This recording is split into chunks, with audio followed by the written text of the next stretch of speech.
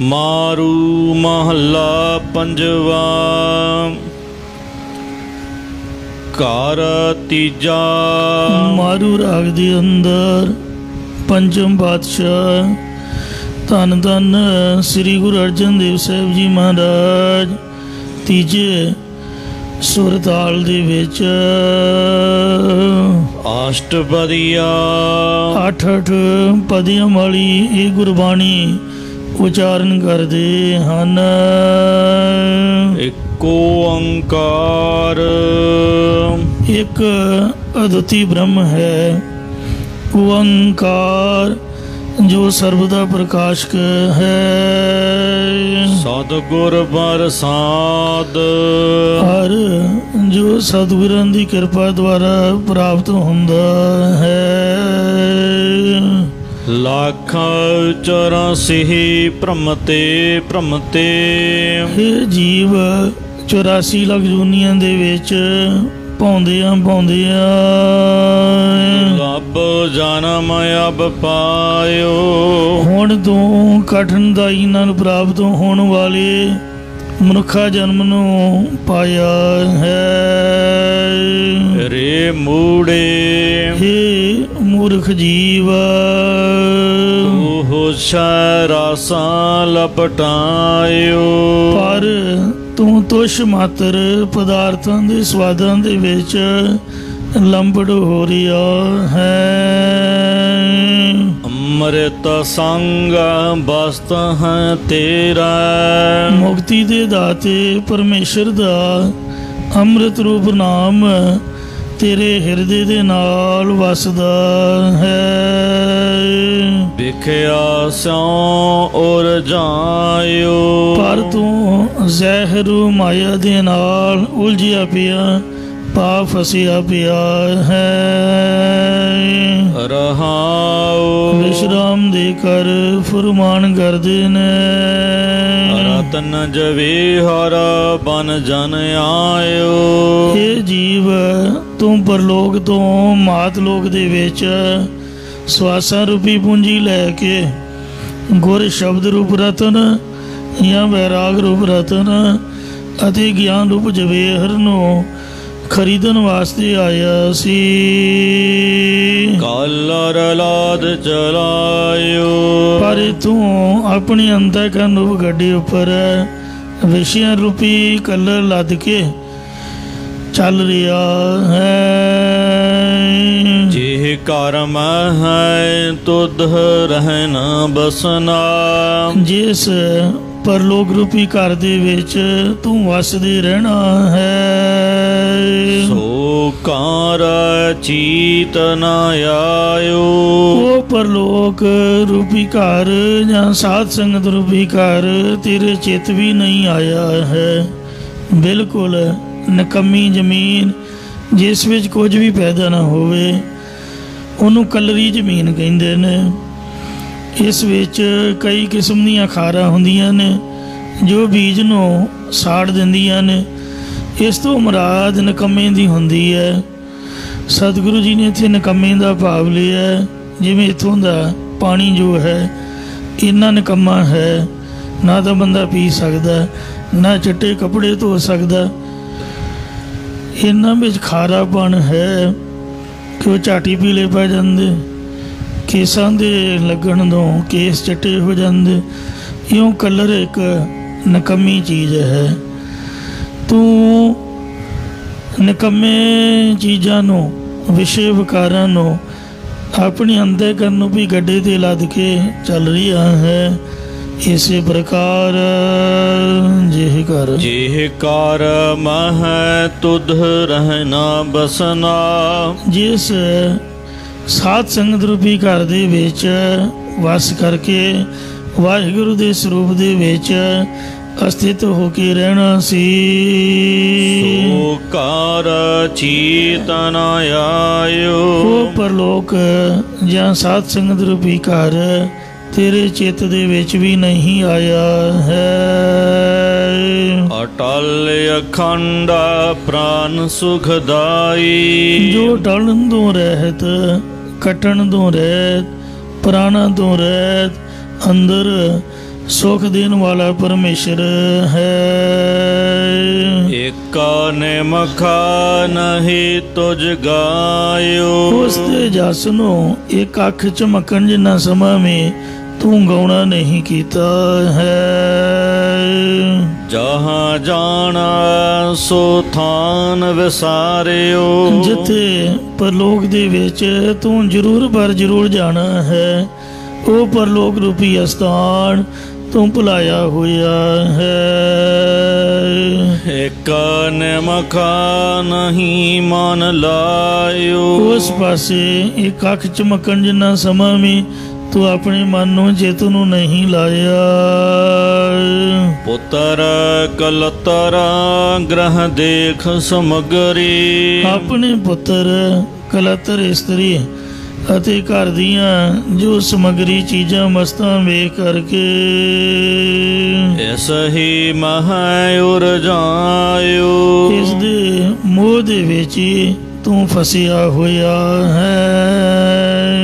ਜਿਤ ਕੋ ਲਾਇਓ ਤਿਤ ਹੀ ਲਾਗਾ। ਸਾਰ ਦ੍ਰਿਸ਼ਟੀ ਕਥਨ ਕਰਦੇ ਨੇ ਕਿ ਜੀਵ ਦੇ ਵਸ ਕੁਛ ਵੀ ਨਹੀਂ ਹੈ। ਪਰਮੇਸ਼ਰ ਨੇ ਜੀਵਨ ਦੀ ਵਾਸ਼ਨਾ ਦੇ ਅਨੁਸਾਰ ਜਿਸ ਪਾਸੇ ਵੱਲ ਕੋਈ ਜੀਵ ਲਾਇਆ ਹੈ, ਉਸੇ ਪਾਸੇ ਹੀ ਜੀਵ ਲਗਾ ਹੋਇਆ ਹੈ। ਤੈਸੇ ਕਰਮ ਕਮਾਇਓ। ਅਤੇ ਉਸੇ ਵਾਸ਼ਨਾ ਅਨੁਸਾਰ ਅੱਗੇ ਨੂੰ ਵੀ ਉਹੋ ਜਿਹੇ ਹੀ ਕਰਮ ਕਮਾ ਰਿਹਾ ਹੈ। ਜਉ ਭਇਓ ਕਿਰਪਾਲ ਤਾਂ ਸਾਧ ਸੰਗ ਪਾਇਆ। ਜਦ ਪਰਮੇਸ਼ਰ ਆਪ ਕਿਰਪਾਲੂ ਦਿਆਲੂ ਹੋਇਆ ਹੈ, ਤਦੋਂ ਜੀਵ ਸ੍ਰੇਸ਼ਟ ਮਹਾਤਮਾ ਜਿਨ੍ਹਾਂ ਦੀ ਸੰਗਤ ਨੂੰ ਪ੍ਰਾਪਤ ਕਰਦਾ ਹੈ। ਜਨ ਨਾਨਕ ਬ੍ਰਹਮ ਤੇ ਆਇਓ। ਸਤਿਗੁਰੂ ਸਾਹਿਬ ਜੀ ਕਥਨ ਕਰਦੇ ਨੇ ਕਿ ਤਾਂ ਹੀ ਉਹ ਦਾਸਾ ਭਾਵ ਧਾਰ ਕੇ ਵਿਆਪਕ ਪ੍ਰਭੂ ਨੂੰ ਆਰਾਧਦਾ ਹੈ। ਮਾਰੂ ਮਹੱਲਾ ਪੰਜਵਾ। ਪੰਜਵੇਂ ਪਾਤਸ਼ਾਹ ਸਤਿਗੁਰੂ ਅਰਜਨ ਦੇਵ ਸਾਹਿਬ ਜੀ ਮਾਰੂ ਰਾਗ ਦੇ ਵਿੱਚ ਫਰਮਾਨ ਕਰਦੇ ਨੇ। ਕਾਰ ਨਗਰ ਹੋ ਰਾਖ ਲੀਨੋ। ਜਿਸ ਪੁਰਖ ਨੂੰ ਪਾਤਸ਼ਾਹ ਜੀ ਫਰਮਾਉਂਦੇ ਨੇ ਭਇਓ ਸਾਧੂ ਸੰਗ। ਸ੍ਰੇਸ਼ਟ ਮਹਾਤਮਾ ਜਨਾਂ ਦਾ ਸਾਥ ਮਿਲਾ ਪ੍ਰਾਪਤ ਹੋਇਆ ਹੈ। ਉਸ ਨੂੰ ਪਰਮੇਸ਼ਰ ਨੇ ਆਪਣੀ ਕਿਰਪਾ ਦ੍ਰਿਸ਼ਟੀ ਕਰਕੇ ਵਿਕਾਰਾਂ ਤੋਂ ਬਚਾ ਕੇ ਰੱਖ ਲੈਣਾ ਕੀਤਾ ਹੈ। ਹਰ ਨਾਮ ਰਸ ਰਸਨ ਉਚਾਰੈ। ਉਹ ਹਰੀ ਪਰਮੇਸ਼ਰ ਦੇ ਨਾਮ ਨੂੰ ਰਸ ਪ੍ਰੇਮ ਅਤੇ ਰਸਨਾ ਜੀਭਾ ਕਰਕੇ ਵੀ ਉਚਾਰਦਾ ਰਹਿੰਦਾ ਹੈ। ਮੈਸਟ ਗੂੜਾ ਰੰਗ। ਉਸ ਨੂੰ ਭਗਤੀ ਦਾ ਗਿਆਨ ਦਾ ਮਿਸ਼ਟ ਮਿੱਠਾ ਅਤੇ ਗਾੜਾ ਰੰਗ ਚੜ੍ਹਿਆ ਰਹਿੰਦਾ ਹੈ। ਭਾਵ ਉਹ ਅਤਿਅੰਤ ਆਨੰਦਦਾਇਕ ਅਵਸਥਾ ਦੇ ਵਿੱਚ ਪਹੁੰਚ ਜਾਂਦਾ ਹੈ। ਮੇਰੇ ਮਾਨ ਕੋ ਅਸਥਾਨ। ਪਰਮੇਸ਼ਰ ਦੀ ਸਾਧ ਸੰਗਤ ਮੇਰੇ ਤਾਈਂ ਮਾਣ ਸਤਿਕਾਰ ਦੇਣ ਦਾ ਅਸਥਾਨ ਹੈ ਜਾਂ ਮੇਰੇ ਮੰਨਣ ਯੋਗ ਥਾਂ ਹੈ। ਮੀਤ ਸਾਜਨ ਸਖਾ ਬੰਦਪ। ਸਾਧੂ ਜਨ ਮੇਰੇ ਮਿੱਤਰ ਸੱਜਣ ਸਾਥੀ ਅਤੇ ਸੰਬੰਧੀ ਹਨ, ਜਾਂ ਮੇਰੇ ਮਨ ਦੇ ਮਿੱਤਰ, ਬਾਣੀ ਕਰਕੇ ਸੱਜਣ, ਸਰੀਰ ਕਰਕੇ ਸੰਬੰਧੀ ਅਤੇ ਪਰਲੋਕ ਦੇ ਵਿੱਚ ਸਹਾਇਤਾ ਕਰਨ ਲਈ ਸਾਥੀ ਰੂਪ ਹਨ। ਅੰਤਰਜਾਮੀ ਜਾਨ। ਜਿਨ੍ਹਾਂ ਦੀ ਕਿਰਪਾ ਸਦਕਾ ਮੈਂ ਅੰਦਰ ਦੀ ਜਾਣਨ ਵਾਲੇ ਪਰਮੇਸ਼ਰ ਨੂੰ ਜਾਣ ਲਿਆ ਹੈ। ਮੈਂ ਮਾਤਾ ਦੇ ਗਰਭ ਦੇ ਵਿੱਚ ਰੱਖਿਆ ਕਰਨ ਵਾਲਾ ਮਿੱਤਰ ਰੂਪ, ਇਸ ਲੋਕ ਦੇ ਵਿੱਚ ਸੱਜਣ ਰੂਪ, ਪਰਲੋਕ ਦੇ ਵਿੱਚ ਸਖਾ ਰੂਪ ਅਤੇ ਸੰਬੰਧੀਆਂ ਨਾਲੋਂ ਵੀ ਪਿਆਰਾ ਅੰਤਰਜਾਮੀ ਵਾਹਿਗੁਰੂ ਹੀ ਜਾਣਿਆ ਹੈ। ਕਿਉਂਕਿ ਵਾਹਿਗੁਰੂ ਜੀ ਤੋਂ ਬਗੈਰ ਹੋਰ ਕੋਈ ਵੀ ਸਹਾਇਤਾ ਨਹੀਂ ਕਰ ਸਕਦਾ। ਇਸੇ ਪ੍ਰਕਾਰ ਮੀਤ ਸਾਜਨ ਸਖਾ ਬੰਧਪ ਮੁਕਤੀ ਇੱਛਾ ਰੋ ਮਿੱਤਰ ਅੰਤਰਜਾਮੀ ਪ੍ਰਭੂ ਦੀ ਪ੍ਰਾਪਤੀ ਵਾਲੇ ਵਿਵੇਕ ਬੈਰਾਗ ਖਾਟ ਸੰਬੰਧੀ ਮੋਮੋ ਕਿਸ਼ਾ ਰੂਪੀ ਮਿੱਤਰ ਸ਼ਰਵਣ ਮੰਨਨ ਅਧਿਆਸਨ ਰੂਪੀ ਸੱਜਣ ਸਤਸੰਗ ਰੂਪ ਸਾਥੀ ਅਤੇ ਪ੍ਰੋਖ ਅਪਰੋਖ ਗਿਆਨ ਰੂਪ ਸੰਬੰਧੀਆਂ ਨੂੰ ਅੰਤਰਜਾਮੀ ਜਾਨ ਅੰਤਰਜਾਮੀ ਪ੍ਰਭੂ ਦੀ ਪ੍ਰਾਪਤੀ ਵਾਲੇ ਇਹਨਾਂ ਗੁਣਾਂ ਨੂੰ ਆਪਣਾ ਜਾਣਨਾ ਕੀਤਾ ਹੈ। ਬਾਕੀ ਜਿਹੜੇ ਅਵਗੁਣ ਨੇ ਉਹ ਤਾਂ ਇਨਸਾਨ ਨੂੰ ਪ੍ਰਭੂ ਦੇ ਵੱਲੋਂ ਭੁਲਾ ਦਿੰਦੇ ਹਨ। ਰਹਾਉ ਵਿਸ਼ਰਾਮ ਦੇ ਕਰ ਫੁਰਮਾਨ ਕਰਦੇ ਨੇ ਸੰਸਾਰ ਸਾਗਰ ਜਨੇ ਉਪਾਇਓ ਜਿਸ ਪਰਮੇਸ਼ਰ ਨੇ ਸੰਸਾਰ ਰੂਪ ਸਮੁੰਦਰ ਪੈਦਾ ਕੀਤਾ ਹੈ। ਸ਼ਰਨ ਪ੍ਰਭ ਕੀ ਗਹੇ ਮੈਂ ਉਸ ਪਰਮੇਸ਼ਰ ਦੀ ਓਟ ਗ੍ਰਹਿਣ ਕੀਤੀ ਹੈ। ਗੁਰ ਪ੍ਰਸਾਦੀ ਪ੍ਰਭ ਅਰਾਧੇ ਗੁਰੂ ਸਤਿਗੁਰੂ ਸਾਹਿਬ ਜੀ ਦੀ ਕਿਰਪਾ ਕਰਕੇ ਪਰਮੇਸ਼ਰ ਨੂੰ ਆਰਾਧੇ ਧਿਆਉਣਾ ਕਰਦੇ ਹਾਂ। ਜਮ ਕੰਕਰ ਕੈਸ ਨਾ ਕਹੀ ਜਿਸ ਕਰਕੇ ਕੰਕਰ ਦੀ ਤਰ੍ਹਾਂ ਦੁੱਖ ਦੇਣ ਵਾਲੇ ਜਿਹੜੇ ਯਮ ਦੇ ਦੂਤ ਨੇ ਉਹ ਕੁਝ ਵੀ ਆਖ ਨਹੀਂ ਸਕਦੇ। ਮੋਖ ਮੁਗਤ ਦੁਆਰ ਜਾ ਕੇ ਜਿਸ ਪਰਮੇਸ਼ਰ ਦੇ ਸਾਧ ਸੰਗਤ ਦੇ ਦਰਵਾਜ਼ੇ ਉੱਪਰ ਸ਼ਲੋਕ ਸਮੀਪ ਸਰੂਪ ਸਯੋਜ ਆਦਿਕ ਬੈਕੁੰਠ ਦੀਆਂ ਮੁਕਤੀਆਂ ਅਤੇ ਕੇਵਲ ਮੋਖ ਆਦਿਕ ਵਸਦੀਆਂ ਹਨ।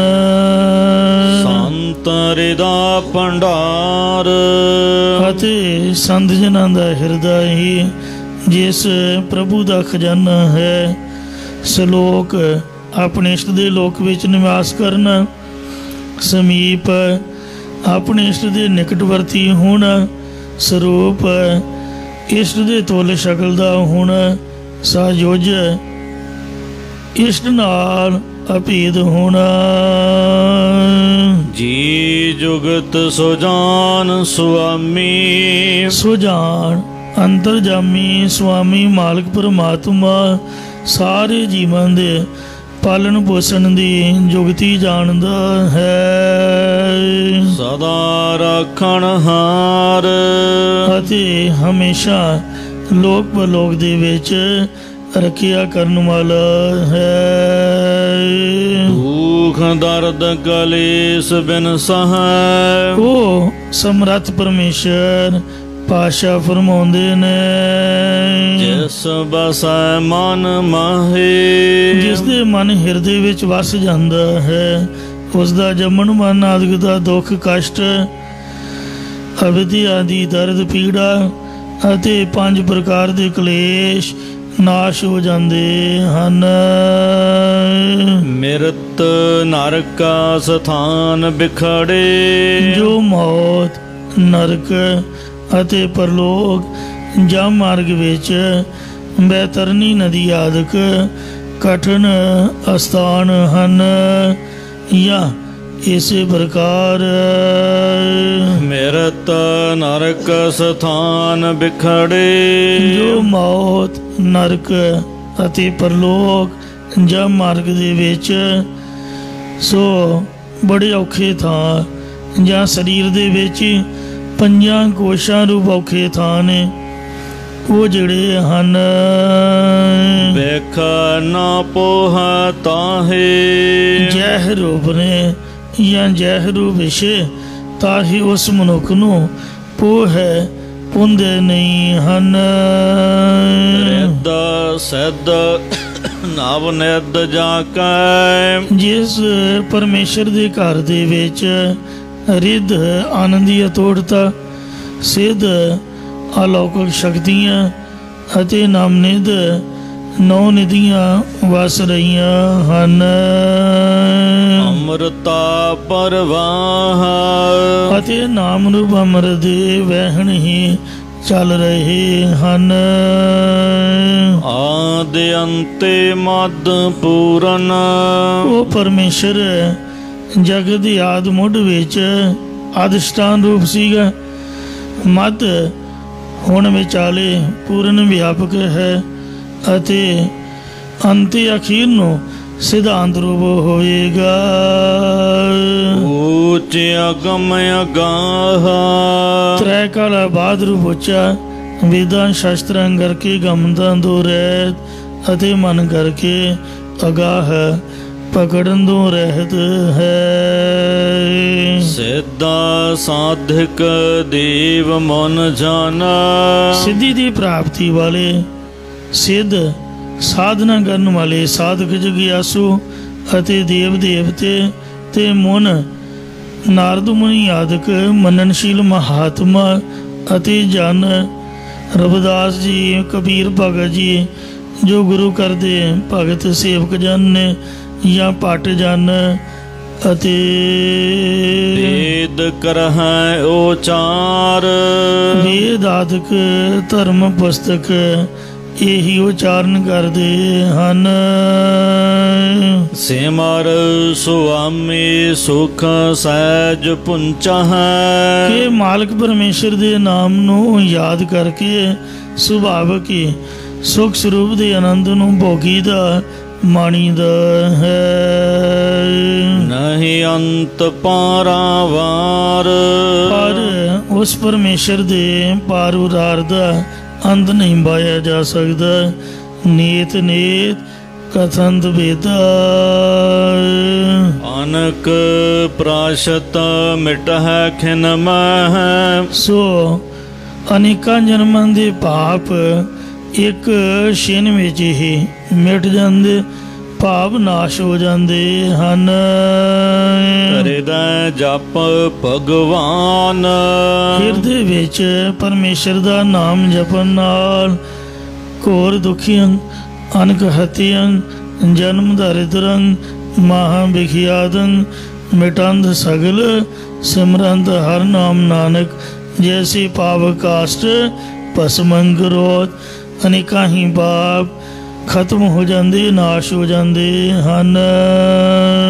ਪਾਵਨ ਤੇ ਮਹਾ ਪਾਵਨ ਜੋ ਨਾਮ ਜਪਣ ਵਾਲੇ ਨੇ ਉਹ ਪਵਿੱਤਰ ਥਾਵਾਂ ਤੋਂ ਵੀ ਬੜੇ ਪਵਿੱਤਰ ਹੋ ਜਾਂਦੇ ਹਨ। ਓਟ ਦਾਨ ਇਸ਼ਨਾਨ ਨਾਮ ਜਪਣ ਵਾਲੇ ਕਰੋੜਾਂ ਦਾਨ ਅਤੇ ਕਰੋੜਾਂ ਤੀਰਥਾਂ ਦੇ ਇਸ਼ਨਾਨ ਆਦਿਕ ਪਵਿੱਤਰ ਥਾਵਾਂ ਤੋਂ ਵੀ ਬੜੇ ਪਵਿੱਤਰ ਹੋ ਜਾਂਦੇ, ਜਾਂ ਪਵਿੱਤਰ ਤੀਰਥਾਂ ਤੋਂ ਵੀ ਪਵਿੱਤਰ ਹੋ ਜਾਂਦੇ ਅਤੇ ਕਰੋੜਾਂ ਦਾਨ ਇਸ਼ਨਾਨ ਕਰਨ ਤੋਂ ਇਹ ਸ੍ਰੇਸ਼ਟ ਨੇ। ਕਬੀਰ ਗੰਗਾ ਤੀਰ ਜੋ ਘਰ ਕਰ ਹੈ, ਪੀਵਹਿ ਨਿਰਮਲ ਰੀਰ, ਬਿਨ ਹਰ ਭਗਤ ਨਾ ਮੁਕਤ ਹੋਏ, ਇਉਂ ਕਹਿ ਰਮੇ ਕਬੀਰ। ਗੰਗਾ ਜਲ ਗੁਰ ਗੋਬਿੰਦ ਨਾਮ, ਜਿਹੜਾ ਗੁਰੂ ਗੋਬਿੰਦ ਦਾ ਨਾਮ ਹੈ, ਵੱਡੇ ਵਾਹਿਗੁਰੂ ਦਾ, ਇਹ ਗੰਗਾ ਜਲ ਦੇ ਨਾਲੋਂ ਵੀ ਪਵਿੱਤਰ ਹੈ। 68 ਤੀਰਥ ਜੈ ਸਾਧ ਭਗਤ ਹੈ। ਸੋ ਗੰਗਾ ਜਮਨਾ ਗੋਦਾਵਰੀ ਸਰਸਤੀ ਤੇ ਕਰੈ ਉਦਮ ਧੁਰ ਸਾਧੂ ਕੀ ਤਾਈ, ਕਿਲ ਵਿਖ ਮੈਲ ਭਰੇ ਪਰੇ ਹਮਰੇ ਵਿੱਚ, ਹਮਰੀ ਮੈਲ ਸਾਧੂ ਕੀ ਧੁਰ ਗਵਾਈ।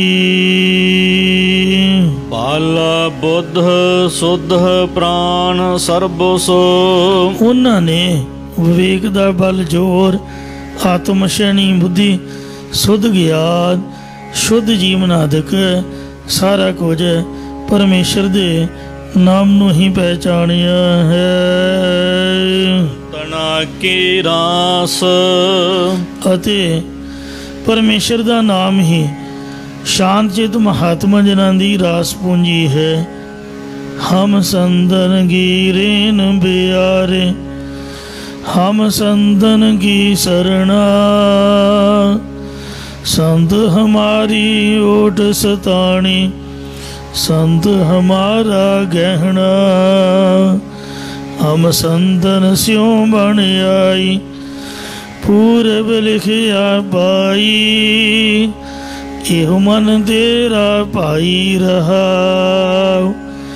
ਸੰਦਨ ਸਿਉ ਮੇਰੀ ਲੇਵਾ ਦੇਵੀ, ਸੰਦਨ ਸਿਉ ਬਿਵਹਾਰਾ, ਸੰਦਨ ਸਿਉ ਹਮ ਲਾਹਾ ਖਾਟਿਆ, ਹਰ ਭਗਤ ਭਰੇ ਭੰਡਾਰਾ।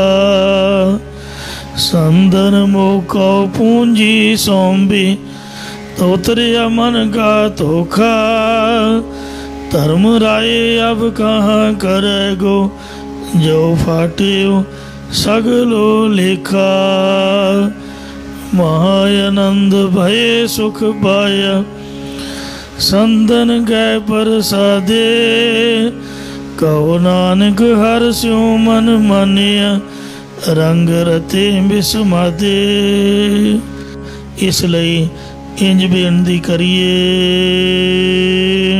बिसर नाहि निमख मन ते। परमेश्वर दा नाम ही संतां महात्मा दी पूंजी है। किन ही बनजिया कांसी तांबा, किन ही लौंग सुपारी, संतो बनजिया नाम गोविंद का, ऐसी खेप हमारी।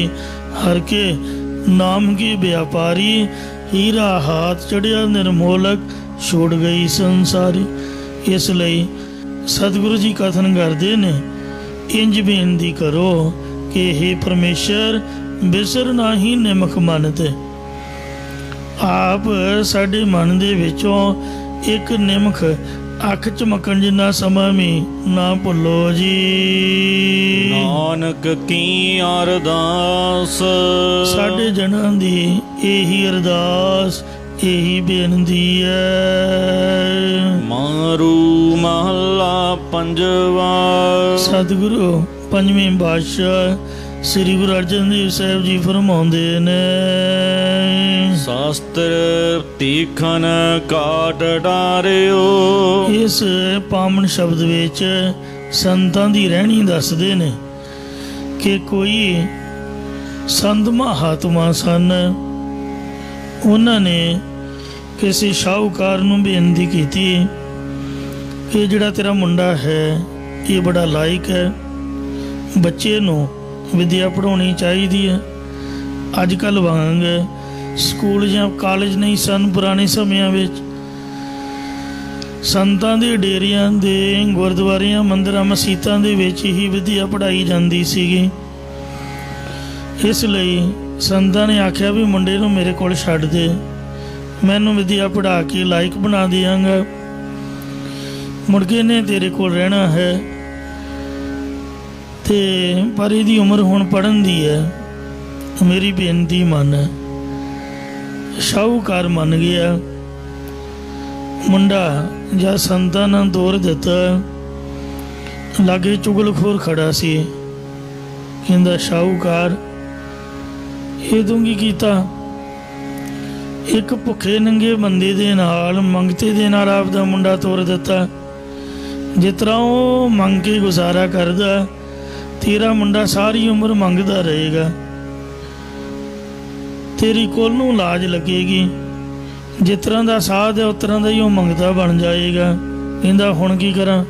कहंदा करना की है, ये संत का किहड़ा कोई अग्गा पिछा है, इनू किसी ने भी नहीं पूछना। ते तू ने ओं घर अपने कोल बुला के रोटी दे बहाने इहदा कतल कर दे। कहंदा है इन्ना औखा काम मैं किवें करांगा, मैथों ये काम नहीं होना है, कोई और तरीका दस।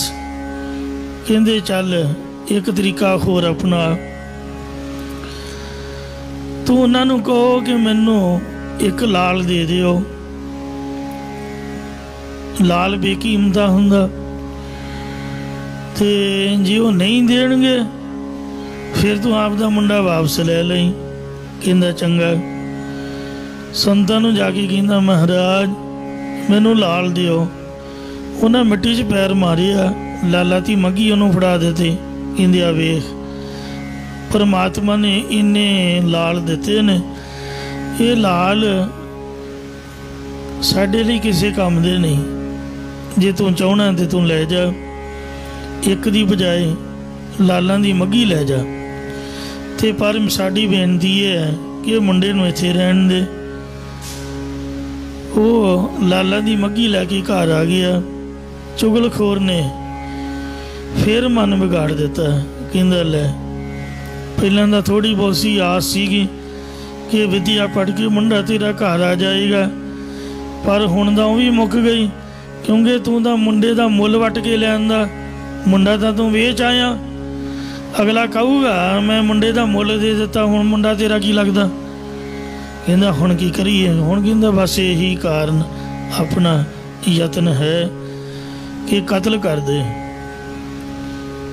ਕਹਿੰਦਾ ਜੇ ਕਿਸੇ ਨੂੰ ਪਤਾ ਲੱਗ ਗਿਆ, ਕਹਿੰਦਾ ਪਤਾ ਕਿਵੇਂ ਲੱਗੂਗਾ, ਤੂੰ ਉਹਨਾਂ ਨੂੰ ਟੋਟੇ ਟੋਟੇ ਕਰਕੇ ਤੇ ਧਰਤੀ ਦੇ ਵਿੱਚ ਦੱਬ ਦੇਈਂ, ਆਪਦੇ ਘਰ ਦੇ ਅੰਦਰ ਹੀ ਟੋਆ ਪੁੱਟ ਕੇ ਦੱਬ ਦੇਈਂ, ਕਿਸੇ ਨੂੰ ਕੀ ਪਤਾ ਲੱਗਣਾ। ਉਹਦਾ ਕਿਹੜਾ ਕੋਈ ਧੀ ਪੁੱਤ ਕੋਈ ਰਿਸ਼ਤੇਦਾਰ ਹੈ ਜਿਹਨੇ ਪੁੱਛਣ ਆਉਣਾ। ਕਹਿੰਦਾ ਵੀ ਮੈਥੋਂ ਇਹ ਕੰਮ ਕਿਵੇਂ ਹੋਏਗਾ। ਕਹਿੰਦਾ ਕੋਈ ਨਹੀਂ, ਮੈਂ ਤੇਰੀ ਮਦਦ ਕਰੂੰਗਾ। ਤਾਂ ਉਹਨਾਂ ਨੂੰ ਬੁਲਾ ਤਾਂ ਸਹੀ। ਉਹ ਸ਼ਾਹੂਕਾਰ ਨੇ ਰੋਟੀ ਖਾਣ ਦੇ ਬਹਾਨੇ ਬੁਲਾਇਆ ਤੇ ਧੋਖੇ ਦੇ ਨਾਲ ਕਤਲ ਕਰਕੇ ਦੱਬਿਆ ਤਾਂ ਨਾ, ਘਬਰਾ ਗਿਆ। ਇੱਕ ਕਸਾਈ ਨੂੰ ਬੁਲਾਇਆ, ਕਹਿਣ ਲੱਗਾ ਵੀ ਇਹਨੂੰ ਲਾਸ਼ ਨੂੰ ਖੁਰਦ-ਬੁਰਦ ਕਰ ਦੇ, ਜਿੰਨੇ ਪੈਸੇ ਚਾਹੁੰਦਾ ਤੂੰ ਲੈ ਲਾ। ਕਸਾਈ ਉਹਦੇ ਤੋਂ ਵੀ ਵੱਡਾ ਪਿਓ ਸੀਗਾ, ਲਾਲਚੀ ਸੀਗਾ। ਲਾਸ਼ ਨੂੰ ਖੁਰਦ-ਬੁਰਦ ਕਰਨ ਦੀ ਬਜਾਏ ਸੋਚਿਆ ਮਨਾ ਕਿਸੇ ਨੂੰ ਕੀ ਪਤਾ ਲੱਗਣਾ, ਇਹਨਾਂ ਨੂੰ ਮੈਂ ਵੱਢ ਟੋਕ ਕੇ ਵੇਚ ਦਿੰਦਾ। ਮਾਸ ਦੀ ਕੀ ਪਹਿਚਾਣ ਹੈ, ਭਾਵੇਂ ਜੋ ਮਰਜ਼ੀ ਵੱਢ ਕੇ ਵੇਚੀ ਜਾਓ। ਪਰਦੇ ਦੇ ਪਿੱਛੇ ਬਹੁਤ ਕੁਛ ਹੁੰਦਾ ਹੈ। ਇਸ ਲਈ ਉਹਨੇ ਕੀ ਕੀਤਾ, ਸੰਤਾਂ ਦਾ ਮਾਸ ਵੱਢ ਟੋਕ ਕੇ ਨਿੱਕਾ ਨਿੱਕਾ ਕਰ ਲਿਆ। ਅਗਲੇ ਦਿਨ ਦੁਕਾਨ 'ਤੇ ਰੱਖ ਕੇ ਉਹ ਵੇਚੀ ਗਿਆ, ਸਾਰਾ ਹੀ ਮਾਸ ਵੇਚ ਗਿਆ। ਇੱਕ ਸਿਪਾਹੀ ਜੋ ਕਿ ਹਰ ਰੋਜ਼ ਸ਼ੇਰ ਮਾਸ ਲੈ ਕੇ ਜਾਂਦਾ ਸੀ, ਅੱਜ ਉਹਨੂੰ ਛੁੱਟੀ ਲੇਟ ਮਿਲੀ ਤੇ ਉਹ ਥੋੜਾ ਲੇਟ ਆਇਆ ਤੇ ਕਸਾਈ ਕਹਿਣ ਲੱਗਾ ਵੀ ਇੱਕ ਪਾਈ ਆਈ ਹੈ। ਕਹਿੰਦਾ ਮੈਨੂੰ ਸ਼ੇਰ ਚਾਹੀਦਾ। ਕਹਿੰਦਾ ਸ਼ੇਰ ਨਹੀਂ ਹੈ। ਇਉਂ ਕਰ, ਅੱਜ ਤੂੰ ਇੰਨਾ ਲੈ ਜਾ ਤੇ ਕੱਲ ਨੂੰ ਮੈਂ ਅੱਜ ਦਾ ਵੀ ਦੇ ਦਿਆਂ। ਕਹਿੰਦਾ ਨਹੀਂ, ਮੇਰਾ ਸ਼ੇਰ ਤੋਂ ਬਗੈਰ ਸਰਦਾ ਹੀ ਨਹੀਂ, ਮੈਨੂੰ ਤਾਂ ਪੂਰਾ ਸ਼ੇਰ ਚਾਹੀਦਾ। ਉਹ ਕਹੇ ਪਾਈਆ, ਉਹ ਕਹੇ ਸ਼ੇਰ ਚਾਹੀਦਾ। ਤਾਂ ਸੰਤਾਂ ਦੇ ਉਸ ਪਾਈਆ ਕੋ ਮਾਸ ਵਿੱਚੋਂ ਆਵਾਜ਼ ਆਈ। ਕਹਿੰਦੇ ਸੰਤ ਪਾਈਆ ਨਹੀਂ ਹੁੰਦੇ, ਸੰਤ ਪੂਰੇ ਸ਼ੇਰ ਹੀ ਹੁੰਦੇ ਨੇ। ਉਹ ਸਿਪਾਹੀ ਘਬਰਾ ਗਿਆ, ਕਹਿਣ ਲੱਗਾ ਤੁਸੀਂ ਕੌਣ ਹੋ, ਕੀ ਜਿਉਂਦੇ ਹੋ ਸਕਦੇ ਹੋ। ਕਹਿੰਦੇ ਸਾਨੂੰ ਕੀ ਹੋਇਆ, ਕਪੜਾ ਪਾ ਕੇ ਸਤਨਾਮ ਵਾਹਿਗੁਰੂ ਕਹਿ ਕੇ ਪਾਣੀ ਦਾ ਛੱਟਾ ਮਾਰੋ, ਸਾਨੂੰ ਕੁਝ ਨਹੀਂ ਹੋਇਆ। ਸੰਤ ਤੁਮਾਰੇ ਤੁਮਰੇ ਪ੍ਰੀਤਮ ਤਿਨ ਕੋ ਕਾਲ ਨਾ ਖਾਤੇ। ਉਹ ਜਿਉਂਦੇ ਹੋ ਗਏ। ਸਿਪਾਹੀ ਨੇ ਘਬਰਾ ਕੇ ਰਾਜੇ ਕੋਲ ਪੇਸ਼ ਕੀਤਾ। ਰਾਜੇ ਨੇ ਸਾਰੀ ਸਟੋਰੀ ਸੁਣੀ। ਸ਼ਾਹੂਕਾਰ ਤੇ ਨਿੰਦਕ ਪੁਰਸ਼ ਦੋਨਾਂ ਨੂੰ ਤਲਬ ਕਰ ਲਿਆ। ਕਸਾਈ ਤਾਂ ਫੜਿਆ ਸੀ। ਤਿੰਨੇ ਦੋਸ਼ੀ ਗਿਣੇ ਗਏ। ਕਹਿੰਦੇ ਸੰਤ ਜੀ, ਇਹ ਤਿੰਨੇ ਬੰਦੇ ਤੁਹਾਡੇ ਦੋਸ਼ੀ ਨੇ। ਪੁਰਾਣਾ ਸਮਾਂ ਸੀ, ਜਿਹਦਾ ਕੋਈ ਦੋਸ਼ੀ ਹੋਵੇ ਉਹਨੂੰ ਹੀ ਕਹਿੰਦੇ ਤੂੰ ਸਜ਼ਾ ਦੇ। ਮਹਾਂਪੁਰਖੋ ਦੱਸੋ ਇਹਨਾਂ ਨੂੰ ਕੀ ਸਜ਼ਾ ਦਿੱਤੀ ਜਾਏ, ਇਹਨਾਂ ਤੁਹਾਡਾ ਕਤਲ ਕੀਤਾ ਤੇ ਮਾਸ ਵੇਚਿਆ। ਸੰਤ ਕਹਿਣ ਲੱਗੇ ਜੇ ਤੂੰ ਸਾਡੀ ਗੱਲ ਮੰਨਦਾ ਤੇ ਇਹਨਾਂ ਨੂੰ ਇੱਕ ਇੱਕ ਪਿੰਡ ਦੇ ਦੇ, ਕਸਾਈ ਨੂੰ ਵੀ ਤੇ ਸ਼ਾਹ ਆ ਜਿਹੜਾ ਚੁਗਲਖੋਰ ਹੈ ਇਹਨੂੰ ਵੀ, ਤੇ ਆ ਮੁੰਡੇ ਦੇ ਪਿਓ ਸ਼ਾਹੂਕਾਰ ਦੀ ਭੁੱਖ ਉਤਰ ਜਾਏ, ਇਹਨੂੰ 5 ਪਿੰਡ ਦੇ ਦੇ, ਜਿਹਦਾ ਟੈਕਸ ਖਾ ਕੇ ਆਪਦਾ ਢਿੱਡ ਭਰ ਲੈਣ। ਆਖਿਆ ਵੀ ਮੇਰੇ ਹੱਥ ਜੋੜੇ ਸ਼ਾਹੂਕਾਰ ਜੀ, ਮੁੰਡਾ ਆਪਦਾ ਮੇਰੇ ਕੋਲ ਪੜ੍ਹ ਲੈਣ ਦਿਓ, ਬਹੁਤਾ ਘਬਰਾਓ ਨਾ, ਮੁੜ ਕੇ ਤੁਹਾਡਾ ਹੀ ਰਹਿਣਾ। ਤੋ ਇੰਜ ਇਹ ਸਾਖੀ ਵੱਲ ਇਸ਼ਾਰਾ ਜਾਪਦਾ ਗੁਰੂ ਮਹਾਰਾਜ ਦਾ। ਸੰਤਾਂ ਦੀ ਐਸੀ ਅਵਸਥਾ ਹੁੰਦੀ ਹੈ, ਜਿਵੇਂ ਬਾਬੇ ਫਰੀਦ ਨੇ ਆਖਿਆ, ਫਰੀਦਾ ਜੋ ਤੈ ਮਾਰਨ ਮੁਕੀਆਂ ਤਿਨਾਂ ਨਾ ਮਾਰੇ ਘੁੰਮ, ਆਪਨੜੇ ਕਰ ਜਾਈਏ ਪੈਰ ਤਿਨਾਂ ਦੇ ਚੁੰਮ। ਜਿਹੜਾ ਮੁਕੀਆਂ ਮਾਰੇ ਉਹਨੂੰ ਮੁੜ ਕੇ ਮਾਰਨਾ ਨਾ ਕਰੇ, ਉਹਦੇ ਪੈਰ ਚੁੰਮ ਕੇ ਸਗੋਂ ਆਪਣੇ ਘਰ ਉਹਦਾ ਧੰਨਵਾਦ ਕਰਕੇ ਜਾਏ। ਜਿਵੇਂ ਗੁਰੂ ਅਮਰਦਾਸ ਮਹਾਰਾਜ ਦੀ ਵੱਖੀ ਦੇ ਵਿੱਚ ਬਾਬੇ ਦਾਤੂ ਨੇ ਲੱਤ ਮਾਰੀ ਤੇ ਗੁਰੂ ਸਾਹਿਬ ਜੀ ਉਹਦਾ ਪੈਰ ਕੁੱਟਣ ਲੱਗ ਪਏ, ਆਖਿਆ ਦਰਦ ਹੋਈ ਹੋਵੇਗੀ। ਸਾਡੇ ਹੱਡ ਸੇਵਾ ਕਰਕੇ ਸਖਤ ਹੋ ਗਏ ਨੇ, ਬਾਕੀ ਅਸੀਂ ਬੁੱਢੇ ਬੰਦੇ ਆ ਤੇ ਤੁਹਾਡੀ ਜਵਾਨ ਅਵਸਥਾ ਹੈ, ਨਰਮ ਕੋਮਲ ਸਰੀਰ ਹੈ। ਇੱਕ ਤਾਂ ਚੱਲ ਕੇ ਆਏ ਖਡੂਰ ਸਾਹਿਬ ਤੋਂ, ਤੁਸੀਂ ਥੱਕ ਗਏ ਹੋਵੋਗੇ, ਦੂਸਰਾ ਦੀਵਾਨ ਦੇ ਵਿੱਚ ਆਏ ਤੇ ਸਾਨੂੰ ਉੱਠ ਕੇ ਤੁਹਾਡਾ ਸਤਿਕਾਰ ਕਰਨਾ ਚਾਹੀਦਾ ਸੀ, ਪਰ ਤੁਸੀਂ ਸਾਨੂੰ ਸਮਝਾ ਦਿੱਤਾ ਹੈ ਕਿ ਵੱਡਿਆਂ ਦਾ ਕਿਵੇਂ ਸਤਿਕਾਰ ਕਰਨਾ। ਇਉਂ ਮਹਾਰਾਜ ਉਹਦਾ ਪੈਰ ਕੁੱਟਣ ਲੱਗ ਪਏ, ਨਾਲੇ ਕਿਹਾ ਕਿ ਦਰਦ ਹੋਈ ਹੋਵੇਗੀ। ਉਹ ਤੋਂ ਬਾਅਦ ਉਹਦੇ ਪੈਰ ਵਿੱਚੋਂ ਚੀਸ ਨਿਕਲਣ ਲੱਗ ਪਈ। ਗੁਰੂ ਸਾਹਿਬ ਨੇ ਤਾਂ ਸੁਤੇ ਸਿੱਧ ਬਚਨ ਕੀਤਾ। ਫਿਰ ਉਹਨੇ ਬੜਾ ਗੁਰੂ ਸਾਹਿਬ ਨੂੰ ਵੱਧ ਘੱਟ ਬੋਲਿਆ। ਮਹਾਰਾਜ ਨੂੰ ਕਹਿੰਦਾ ਤੁਸੀਂ ਚਲੇ ਜਾਓ ਆਪਦੇ ਪਿੰਡ। ਗੁਰੂ ਜੀ ਰਾਤੋਂ ਰਾਤ ਆਪਦਾ ਮੋਢੇ 'ਤੇ ਪਰਨਾ ਪਾਇਆ ਤੇ ਗੋਇੰਦਵਾਲ ਸਾਹਿਬ ਤੋਂ ਤੁਰ ਕੇ ਹੀ ਰਾਤੋਂ ਰਾਤ ਬਾਸਰ ਕੇ ਗਿੱਲਾ, ਜਿੱਥੇ ਮਹਾਰਾਜ ਦਾ ਕੋਠਾ ਸਾਹਿਬ ਸੀ ਪੈਲੀਆਂ ਦੇ ਵਿੱਚ, ਉੱਥੇ ਜਾ ਕੇ ਦਰਵਾਜ਼ਾ ਬੰਦ ਕਰਕੇ ਚੌਂਕੜਾ ਮਾਰ ਲਿਆ। ਫੱਟੀ ਲੈ ਕੇ ਲਾ ਦਿੱਤੀ ਕਿ ਜਿਹੜਾ ਦਰਵਾਜ਼ਾ ਖੋਲ੍ਹੇਗਾ ਉਹ ਸਾਡਾ ਸਿੱਖ ਨਹੀਂ ਹੋਵੇਗਾ। ਇਉਂ ਗੁਰੂ ਮਹਾਰਾਜ ਸਾਹਿਬ ਸੱਚੇ ਪਾਤਸ਼ਾਹ ਨੇ ਖੁਦ ਕੀਤਾ। ਪਰ ਧੰਨ ਬਾਬਾ ਬੁੱਢਾ ਸਾਹਿਬ ਜੀ ਅੰਤਰਜਾਮੀ ਗੁਰੂ ਜੀ ਦੀ ਘੋੜੀ ਨੂੰ ਸ਼ਿੰਗਾਰ ਕੇ ਅੱਗੇ ਲਾ ਕੇ ਸੰਗਤ ਨਗਰ ਕੀਰਤਨ ਦੇ ਰੂਪ ਦੇ ਵਿੱਚ ਵਾਹਿਗੁਰੂ ਵਾਹਿਗੁਰੂ ਕਰਦੀ ਸ਼ਬਦ ਕੀਰਤਨ ਕਰਦੀ ਹੋਈ ਗੁਰੂ ਮਹਾਰਾਜ ਦੇ ਨਗਰ ਪਹੁੰਚ ਗਈ ਤੇ ਪਿਛਲੇ ਪਾਸੇ ਸੰਨ ਲਾ ਕੇ ਗੁਰੂ ਸਾਹਿਬ ਨੂੰ ਪ੍ਰਗਟ ਕੀਤਾ।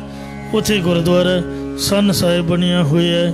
ਧੰਨ ਗੁਰੂ ਰਾਮਦਾਸ ਮਹਾਰਾਜ ਨੂੰ ਬੜਾ ਸਖਤ ਬਚਨ ਕੀਤਾ ਬਾਬੇ ਸ੍ਰੀ ਚੰਦ ਨੇ ਕਿ ਇੰਨਾ ਲੰਬਾ ਦਾੜਾ ਕਿਉਂ ਵਧਾਇਆ। ਤਾਂ ਗੁਰੂ ਸਾਹਿਬ ਕਹਿਣ ਲੱਗੀ ਆਪ ਜੈਸੇ ਮਹਾਂਪੁਰਖਾਂ ਦੇ ਚਰਨ ਝਾੜਨ ਲਈ ਵਧਾਇਆ ਹੋਇਆ ਹੈ। ਇਹ ਸੰਤਾਂ ਦੀ ਅਵਸਥਾ ਹੈ, ਜਿਹੜੇ ਪੂਰਨ ਸੰਤ ਬ੍ਰਹਮ ਗਿਆਨੀ ਨੇ। ਪਰ ਦੁਨੀਆ ਬੜੀ ਖਰਾਬ ਹੈ, ਉਹ ਸੰਤਾਂ ਨੂੰ ਜੀਵਨ ਨਹੀਂ ਦਿੰਦੀ। ਹੁਣ ਰੱਬ ਨੇ ਜ਼ਿੰਦਗੀ ਦਿੱਤੀ ਹੈ, ਭੋਗਣੀ ਤਾਂ ਪੈਣੀ ਹੈ। ਤੇ ਹੁਣ ਮਹਾਰਾਜ ਨੂੰ ਚੰਗਾ ਨਹੀਂ ਲੱਗਦਾ, ਸੰਤ ਤਾਂ ਕੁੱਟ ਖਾਂਦੇ ਰਹਿੰਦੇ ਤੇ ਰੋਂਦੇ ਰਹਿੰਦੇ, ਆਪਦੇ ਕਰਮਾਂ ਨੂੰ ਕੋਸਦੇ, ਜਿਸ ਤਰ੍ਹਾਂ ਨਾਮਦੇਵ ਰੋਇਆ ਸੀਗਾ। ਨਾਲੇ ਗਲੇਡੂ ਸੁੱਟੀ ਜਾਏ, ਨਾਲੇ ਲਾਮਾ ਦੇਈ ਜਾਏ ਵੀ ਮਹਾਰਾਜ ਜੇ ਮੈਂ ਸ਼ਿੰਬਿਆਂ ਘਰ ਜੰਮਿਆ ਤੇ ਮੇਰਾ ਕਸੂਰ ਥੋੜ੍ਹਾ। ਹੁਣ ਰੱਬ ਦੀ ਮਰਜ਼ੀ ਹੋ, ਜਿਹਦੀ ਘਰ ਮਰਜ਼ੀ ਭੇਜਦੇ, ਸਾਨੂੰ ਹੁਣ ਕੀ ਪਤਾ। ਜੇ ਸ਼ਿੰਬੇ ਇੰਨੇ ਮਾੜੇ ਸੀਗੇ ਤੇ ਤੂੰ ਬਾਹਮਣਾ ਘਰ ਮੈਨੂੰ ਭੇਜ ਦਿੰਦਾ। ਸੂਦ ਕਰ ਮਾਰ ਉਠਾਇਓ, ਕਹਾਂ ਕਰੋ ਬਾਪ ਬੀਠਲਾ। ਮੈਨੂੰ ਸ਼ੂਦਰ ਕਹਿ ਕੇ ਇਹਨਾਂ ਮਾਰ ਕੇ ਮੰਦਰ ਚੋਂ ਬਾਹਰ ਕੱਢ ਦਿੱਤਾ। ਹੁਣ ਮੇਰਾ ਨਹੀਂ ਜੀ ਕਰਦਾ ਆਰਤੀ ਕਰਨ ਨੂੰ, ਤੂੰ ਦੱਸ ਮੈਂ ਗਰੀਬ ਕਿਹੜੇ ਖੂਹ 'ਚ ਪਵਾਂ ਦੱਸ। ਤਾਂ ਮਹਾਰਾਜ ਕਹਿੰਦੇ ਹਾਂ ਰੋਂਦਾ ਕਿਉਂ ਬਈ? ਕਹਿੰਦੇ ਮੰਦਰ ਚੋਂ ਬਾਹਰ ਕੱਢਤਾ। ਕਹਿੰਦੇ ਕਿੱਡੀ ਕੁ ਵੱਡੀ ਗੱਲ ਹੋ ਗਈ, ਤੂੰ ਬਾਹਰ ਬਹਿ ਕੇ ਆਰਤੀ ਕਰ ਲਾ। ਪਰ ਲਾਮਾ ਜਿਹਾ ਦਿੱਤਾ ਮਹਾਰਾਜ ਕੋਲੋਂ ਸਾਰਿਆਂ ਨਹੀਂ ਗਿਆ, ਉਹਦਾ ਮੋਢਾ ਲਾਇਆ ਮੰਦਰ ਨੂੰ। ਚਾਹੀਦਾ ਤਾਂ ਇਹ ਸੀ ਤੇ ਸ੍ਰੀ ਗੁਰੂ ਅਰਜਨ ਦੇਵ ਜੀ ਮਾਨ ਭਾਣਾ ਮਿੱਠਾ ਮੰਨਦੇ। ਤੇਰਾ ਕੀਆ ਮਿੱਠਾ ਲੱਗਾ, ਹਰ ਨਾਮ ਪਦਾਰਥ ਨਾਨਕ ਮੰਗੈ। ਗੁਰੂ ਤੇਗ ਬਹਾਦਰ ਵਾਂਗ ਹੱਥ ਜੋੜ ਕੇ ਸਿਰ ਅੱਗੇ ਕਰ ਦਿੰਦੇ ਵੀ ਲਓ ਜੀ ਸਿਰ ਵੱਡੋ। ਦੱਸੋ ਇਸ ਤਰ੍ਹਾਂ ਬੰਦਾ ਕੋਈ ਕਰ ਸਕਦਾ? ਆਪਾਂ ਕਸੋਨੀ ਚੜਾਂਗੇ ਅਗਲੇ ਦੀ ਵੱਖੀ 'ਚ, ਮਾਰ ਕੇ ਉਹਦਾ ਜਬਾੜਾ ਖੇਡ ਦਿਆਂਗੇ ਵੀ ਤੂੰ ਕੌਣ ਹੈ ਬਈ। ਸਾਡੇ ਤਲਵਾਰ ਮਾਰਨਾ, ਫੜ ਕੇ ਤਲਵਾਰ ਉਹਦੇ ਹੀ ਠੋਕਾਂਗੇ। ਇੱਕ ਦੋ ਨੂੰ ਮਾਰ ਕੇ ਮਰਾਂਗੇ, ਮਰਨਾ ਤਾਂ ਹੈ। ਹੁਣ ਸਾਰੇ ਗੁਰੂ ਤੇਗ ਬਹਾਦਰ ਨਹੀਂ ਬਣ ਸਕਦੇ, ਤੁਸੀਂ ਦੱਸੋ ਬਣ ਸਕਦਾ ਕੋਈ? ਅਗਲੇ ਦੇ ਘਰ ਜਾ ਕੇ ਕਹੇ ਲੈ ਜੀ ਮੇਰਾ ਸਿਰ ਲਾ ਲਓ। ਮਹਾਰਾਜ ਤਾਂ ਪਰਮਾਤਮਾ ਸੀਗੇ, ਆਪਾਂ ਤਾਂ ਕਦੀ ਸੁਪਨੇ 'ਚ ਵੀ ਨਹੀਂ ਸੋਚ ਸਕਦੇ। ਕੋਈ ਤਤੀ ਤਵੀ ਤੇ ਬਿਠਾ ਕੇ ਥੱਲੇ ਅੱਗ ਬਾਲੀ ਜਾਏ ਤੇ ਹੱਥ ਜੋੜ ਕੇ ਆਖੀ ਜਾਏ ਤੇਰਾ ਕੀਆ ਮਿੱਠਾ ਲੱਗ। ਸਾਰੇ ਗੁਰੂ ਅਰਜਨ ਦੇਵ ਸੋੜੋ ਬਣ ਸਕਦੇ ਨੇ? ਬਿਲਕੁਲ ਨਹੀਂ। ਸ੍ਰੀ ਗੁਰੂ ਅਰਜਨ ਦੇਵ ਮਹਾਰਾਜ ਦੀ ਸ਼ਹੀਦੀ ਤੋਂ ਬਾਅਦ, ਕਿਸੇ ਵੀ ਪੂਰਨ ਮਹਾਂਪੁਰਖ ਦੀ ਕੁਰਬਾਨੀ ਤੋਂ ਬਾਅਦ ਇਨਕਲਾਬ ਉੱਠਦਾ ਹੈ। ਬਾਕੀ ਪੰਜਵੇਂ ਪਾਤਸ਼ਾਹ ਨੇ ਹੁਕਮ ਕਰ ਹੀ ਦਿੱਤਾ ਸੀਗਾ ਕਿ ਸਾਰਿਆਂ 'ਚ ਇੰਨੀ ਸਮਰੱਥਾ ਨਹੀਂ ਹੁੰਦੀ, ਅਤੇ ਗੁਰੂ ਹਰਗੋਬਿੰਦ ਸਾਹਿਬ ਜੀ ਤੁਸੀਂ ਫੌਜ ਬਣਾਉਣੀ ਹੈ, ਸਿੱਖਾਂ ਨੂੰ ਸ਼ਸਤਰਧਾਰੀ ਬਣਾਉਣਾ ਹੈ, ਤਖ਼ਤ 'ਤੇ ਬੈਠਣਾ ਹੈ ਅਤੇ ਤਲਵਾਰ ਪਕੜਾ ਕੇ ਯੁੱਧ ਕਰਨ ਦੀ ਸਿੱਖਿਆ ਦੇਣੀ ਹੈ। ਇਹ ਮਹਾਰਾਜ ਦਾ ਹੁਕਮ ਸੀਗਾ। ਤਾਂ ਛੇਵੇਂ ਪਾਤਸ਼ਾਹ ਜੀ ਨੇ 4 ਮਹਾਨ ਜੰਗਾਂ ਕੀਤੀਆਂ। ਜਿਹੜੇ ਲੋਕ ਡਰਦੇ ਸੀ ਉਹਨਾਂ ਨੂੰ ਤਲਵਾਰ ਫੜਾ ਕੇ ਆਖਿਆ ਜਾਂ ਮਰ ਜਾਓ ਜਾਂ ਮਾਰ ਦਿਓ, ਯਾਨੀ ਤਲਵਾਰ ਰਸਤੇ ਮੁਕਤੀ ਬਖਸ਼ੀ। ਫਿਰ 9ਵੇਂ ਪਾਤਸ਼ਾਹ ਜੀ ਨੇ ਜਾਂ ਸੀਸ ਬਲੀਦਾਨ ਦਿੱਤਾ, ਸੰਤਾਂ ਵਾਲੀ ਅਵਸਥਾ ਵਿਖਾਈ, ਪੂਰਨ ਬ੍ਰਹਮ ਗਿਆਨ ਵਾਲੀ। ਹਰਖ ਸੋਗ ਤੇ ਰਹਿ ਨਿਆਰੋ, ਨਾਹੀ ਮਾਨ ਅਪਮਾਨਾ, ਪੂਰਨ ਬ੍ਰਹਮ ਗਿਆਨ ਦੀ ਹੱਦ ਕਰ ਦਿੱਤੀ। ਉਹ ਤੋਂ ਬਾਅਦ ਖਤਮ ਹੋ ਗਿਆ ਇਹ ਜਿਹੜਾ ਧੀਰਜ ਸੀਗਾ, ਬ੍ਰਹਮ ਗਿਆਨ ਸੀ, ਸਿਦਕ ਮਹਾਰਾਜ ਨੇ ਬਿਲਕੁਲ ਹੱਦ ਬੰਨੇ ਟਪਾ ਦਿੱਤੇ। ਐਸੀ ਅਵਸਥਾ ਦੇ ਦਰਸ਼ਨ ਕਰਾਏ। ਬਾਅਦ 'ਚ ਕਲਗੀਧਰ ਮਹਾਰਾਜ ਨੇ ਸੋਚਿਆ ਵੀ ਹਰੇਕ 'ਚ ਬਲ ਨਹੀਂ ਹੈ, ਖੰਡੇ ਬਾਟੇ ਦਾ ਅੰਮ੍ਰਿਤ ਛਕਾਓ। ਅਤੇ ਅੰਮ੍ਰਿਤ ਛਕਾ ਕੇ ਕੱਲ ਸੰਗਤਾਂ ਦਰਸ਼ਨ ਕਰਨ ਗਈਆਂ, ਜਿੱਥੇ ਗੁਰੂ ਜੀ ਨੇ ਪ੍ਰਤੱਖ ਚਿੜੀਆਂ ਤੋਂ ਬਾਜ ਲੜਾਇਆ। ਉੱਥੇ ਗੁਰਦੁਆਰਾ ਆਪਣਾ ਬਾਗ ਸਾਹਿਬ ਹੈ, ਪਾਤਸ਼ਾਹੀ 10ਵੀਂ, ਅੰਬਾਲਾ ਸ਼ਹਿਰ ਦੇ ਵਿੱਚ। ਇੱਕ ਪੀਰ ਬੜਾ ਮਨ ਚਲਾ ਸੀ, ਬੜਾ ਹੰਕਾਰੀ ਸੀ। ਗੁਰੂ ਜੀ ਦੇ ਕੋਲ ਬੜਾ ਸੁੰਦਰ ਚਿੱਟਾ ਬਾਜ ਸੀ, ਉਹਦੇ ਕੋਲ ਵੀ ਬਾਜ ਸੀ। ਮਹਾਰਾਜ ਜੀ ਛੋਟੀ ਉਮਰ ਦੇ ਵਿੱਚ ਬਚਪਨਾ ਸੀ, ਉਹਨੇ ਸੋਚਿਆ ਵੀ ਇਹ ਨਿਆਣਾ ਜਿਹਾ ਹੈ, ਇਹਦੇ ਕੋਲ ਬਾਜ ਖੋਹ ਲਓ।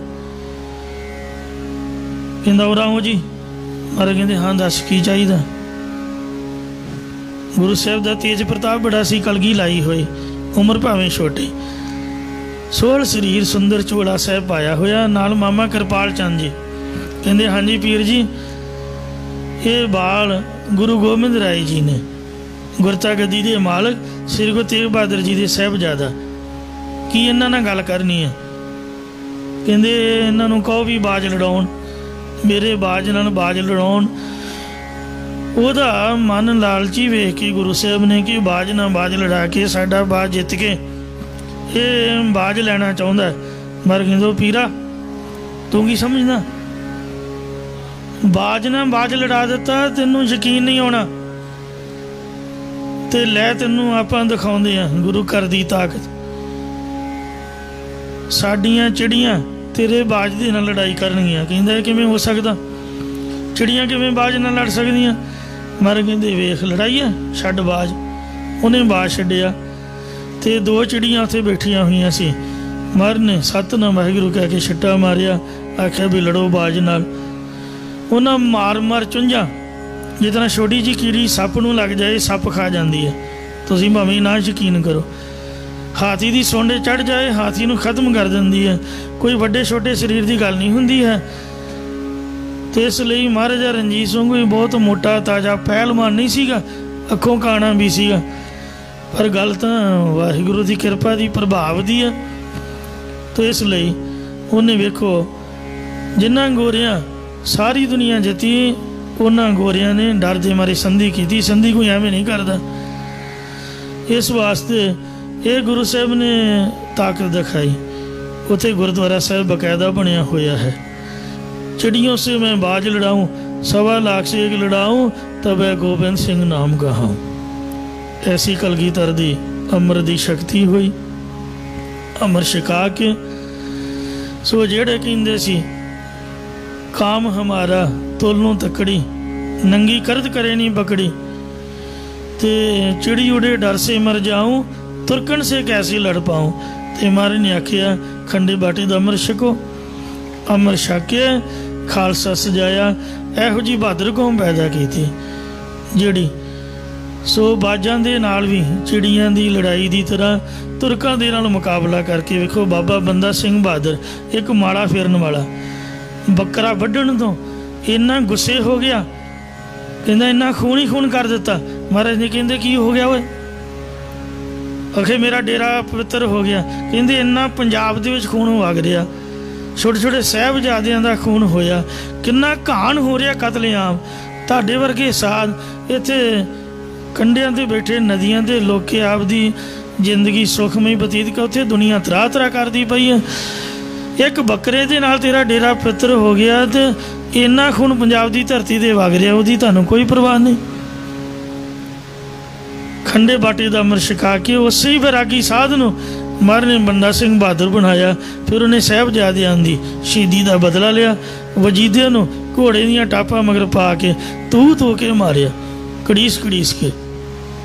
ਪੀਰ ਬੁੱਧੂ ਸ਼ਾਹ ਦੇ ਕਾਤਲਾਂ ਨੂੰ ਸਾਧ ਸੰਗਤ ਜੀ ਫਾਂਸੀ 'ਤੇ ਲਟਕਾਇਆ। ਮਾਰ ਸਮਾਣਾ ਵਿੱਚ ਮਿਲਾਤਾ ਮਿੱਟੀ ਦੇ ਸਿੰਘਾਂ ਨੇ ਤੋ ਸਰਹੰਦ ਦੇ ਵਿੱਚ ਖੱਲਰ ਮਚਾਇਆ। ਬਾਬਾ ਬਾਜ ਸਿੰਘ ਜੀ ਉਹਨਾਂ ਨੂੰ ਗਵਰਨਰ ਥਾਪਿਆ। ਇਉਂ ਕਲਗੀਧਰ ਮਹਾਰਾਜ ਦੀ ਫੌਜ ਅੱਜ ਤੱਕ ਚੜ੍ਹਦੀ ਕਲਾ ਵਾਲੇ ਕਾਰਜ ਕਰ ਰਹੀ ਹੈ। ਪਿਛਲੇ ਦਿਨੀ ਸਰਦਾਰ ਗੁਰਜੰਟ ਸਿੰਘ ਜੀ ਬੁੱਧ ਸਿੰਘ ਵਾਲਾ, ਉਹਨਾਂ ਦੀ ਮੈਂ ਜੀਵਨੀ ਪੜ੍ਹ ਰਿਹਾ ਸੀ। ਕਿਸੇ ਮਨ ਚਲੇ ਆਫੀਸਰ ਨੇ ਸਿੰਘਾਂ ਨੂੰ ਪਰੇਸ਼ਾਨ ਕੀਤਾ, ਤੰਗ ਕੀਤਾ। ਉਹਨੇ ਮੂੰਗਫਲੀ ਦੀ ਲੜੀ ਲਾ ਲਈ। ਸ਼ਿਕਾਰ ਕਾਬੂ ਕਰਨਾ ਹੋਵੇ, ਕਬੂਤਰਾਂ ਨੂੰ ਦਾਣਾ ਬਾਈ ਦਾ, ਵੇਖ ਲਓ ਟੁੱਟੀ ਜੀ ਮੂੰਗਫਲੀ। ਦੁੱਖੀ ਤਿੱਕੀ ਦੀ ਨਾਲ ਬੰਦੇ ਦਾ ਮਨ ਪ੍ਰਸੰਨ ਹੋ ਜਾਂਦਾ। ਇੰਨੀ ਦੁਨੀਆ ਗਿਰੀ ਹੋਈ ਹੈ। ਵੇਖੋ 50-50 ਹਜ਼ਾਰ, ਲੱਖ ਲੱਖ, 1.5 ਲੱਖ ਤਨਖਾਹਾਂ ਨੇ। ਜੂਸ ਵਾਲੇ ਦੀ ਰੇਹੜੀ 'ਤੇ ਜਾਣਗੇ 10 ਰੁਪਏ ਦੇ ਕੇ ਨਹੀਂ ਜੇਬ 'ਚੋਂ ਰਾਜੀ। ਸਬਜ਼ੀ ਵਾਲੇ ਕੋ ਜਾਣਗੇ, ਕਹਿਣਗੇ ਸਬਜ਼ੀ ਪਾ ਦਿਓ। ਮੂੰਗਫਲੀ ਵਾਲੇ ਕੋ ਮੁੱਠ ਭਰੀ, ਉਹ बेचारा गरीब, मुठ मुठ मेरे वर्गे चुक दे गए, बच्चे कितना पालूगे। मूंगफली की लेढ़ी लाई, भी शिकार आए, वो सचमुच ही थाने के सामने। तो एक ने आख्या भी चलो लिफाफा भर के तुरदा बनया, कहते साहब पैसे, मुड़ासा जा किया होया सीगा, कहते पैसे काहदे, जे पैसे लैने सी तां किसी गुरुद्वारे के अगे लाउंदा, ते तैनूं इत्थे थाने के किन्ने भेजिया, तैनूं पता नहीं भी साहब ने मूंगफली मंगाई है, पैसे पूसे नहीं मिलते इत्थों। कहंदा पुत्त बांह तो फड़ लिया भी लिफाफा इत्थे रख दे, जिहड़ा तेरा प्यो है ना साहब पहला उन्होंने लैके आ, फिर मैं आपे उहदे कोल पैसे लऊँगा, लिफाफा इत्थे ही पिया। असीं गरीब बंदे, असीं बच्चे कित्थों पालांगे। उन्हें समझा भी एवें ही है। साहब मोटिया मोटिया गालां कढ़दा आया भी वेखदी अंबला मारी लत्त, ते रेहड़ी आओ गई थी आओ गई। जद मूंगफली सारी रोड़ देती, उस वक्त ही विचों गन कढ़ी, ते दूसरे साथी भी नाल वो प्रगट हो गए। सरदार गुरजंट सिंह जी बुद्ध सिंह वाला, वो इन्ना बहादुर सीगा, उहदी धौण ते पैर रख के कहन लगा भी पुत्र, कहंदे कौन हो तुसीं, कहंदा मैं उही हाँ जिन्हों तो लभदा सीगा। तो इस वास्ते सो जिस तरह का कोई इंसान होवे, जे उस तरह का ही बन के दिखाए तां ही मत आउंदी है। गुरु नानक साहब ने भी ये लिखिया भी संतां दी अवस्था तां आ तुहानूं दस रहे हैं, पर लोग जिंदगी जिउण नहीं दिंदे। संत तां उहो जी अवस्था रखते हैं, पर महाराज कहते मूर्ख गंढ पवै मुहे मार। जे कोई मूर्ख बंदा बकड़वाद मारदा होवे, गुरु साहब दी उल्ट गुरु की संगत जिन्ना चिर उहदे मूँह ते ना वजे उन्ना चिर उहनूं मत नहीं आउंदी। वो मत गुरु कलगीधर जी का 6वें पातशाह का वखरा, ये साध संगत जी संतां दा मत है। गुरु महाराज जी ने शस्त्रधारी फौज बनाई है। मैं हूँ परम पुरख को दासा, देखन आयो जगत तमाशा, धर्म चलावन सो संत उबारन, दुष्ट सबन को मूल उपारन, याही काज तरा हम जन्मंग, समझ ले हो साधु सम मनमंग। गुरु महाराज ने तलवार के रस्ते भी मुक्ति बख्शिश की है, पर नाम जपन वालियां दी ये उच्ची अवस्था है, ब्रह्म ज्ञान वाली। जो दिसै सो तेरा रूप, जो कुछ वेखदे ने वो वाहिगुरु अकाल पुरख परमात्मा का स्वरूप देखते हैं।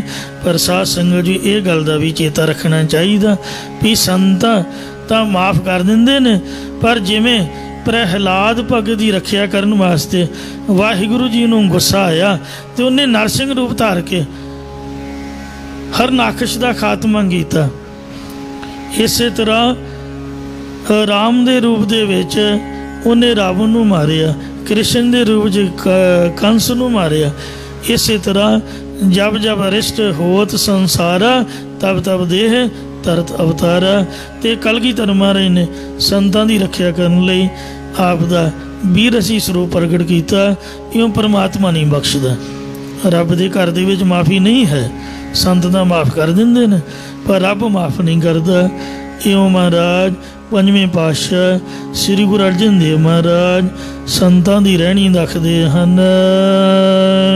ਸ਼ਸਤਰ ਤੀਖਨ ਕਾਟ ਡਾਰਿਓ। ਜਿਵੇਂ ਕੋਈ ਤਿੱਖੇ ਸ਼ਸਤਰ ਹਥਿਆਰ ਕੁਹਾੜੀ ਆਦਿਕ ਨਾਲ ਦਰਖਤ ਨੂੰ ਕੱਟ ਕੇ ਸੁੱਟ ਦੇਵੇ। ਮਨ ਨਾ ਕੀਨੋ ਰੋਸ। ਪਰ ਬ੍ਰਿਕਸ਼ ਆਪਣੇ ਮਨ ਹਿਰਦੇ ਵਿੱਚ ਕੋਈ ਵੀ ਗੁੱਸਾ ਨਹੀਂ ਕਰਦਾ।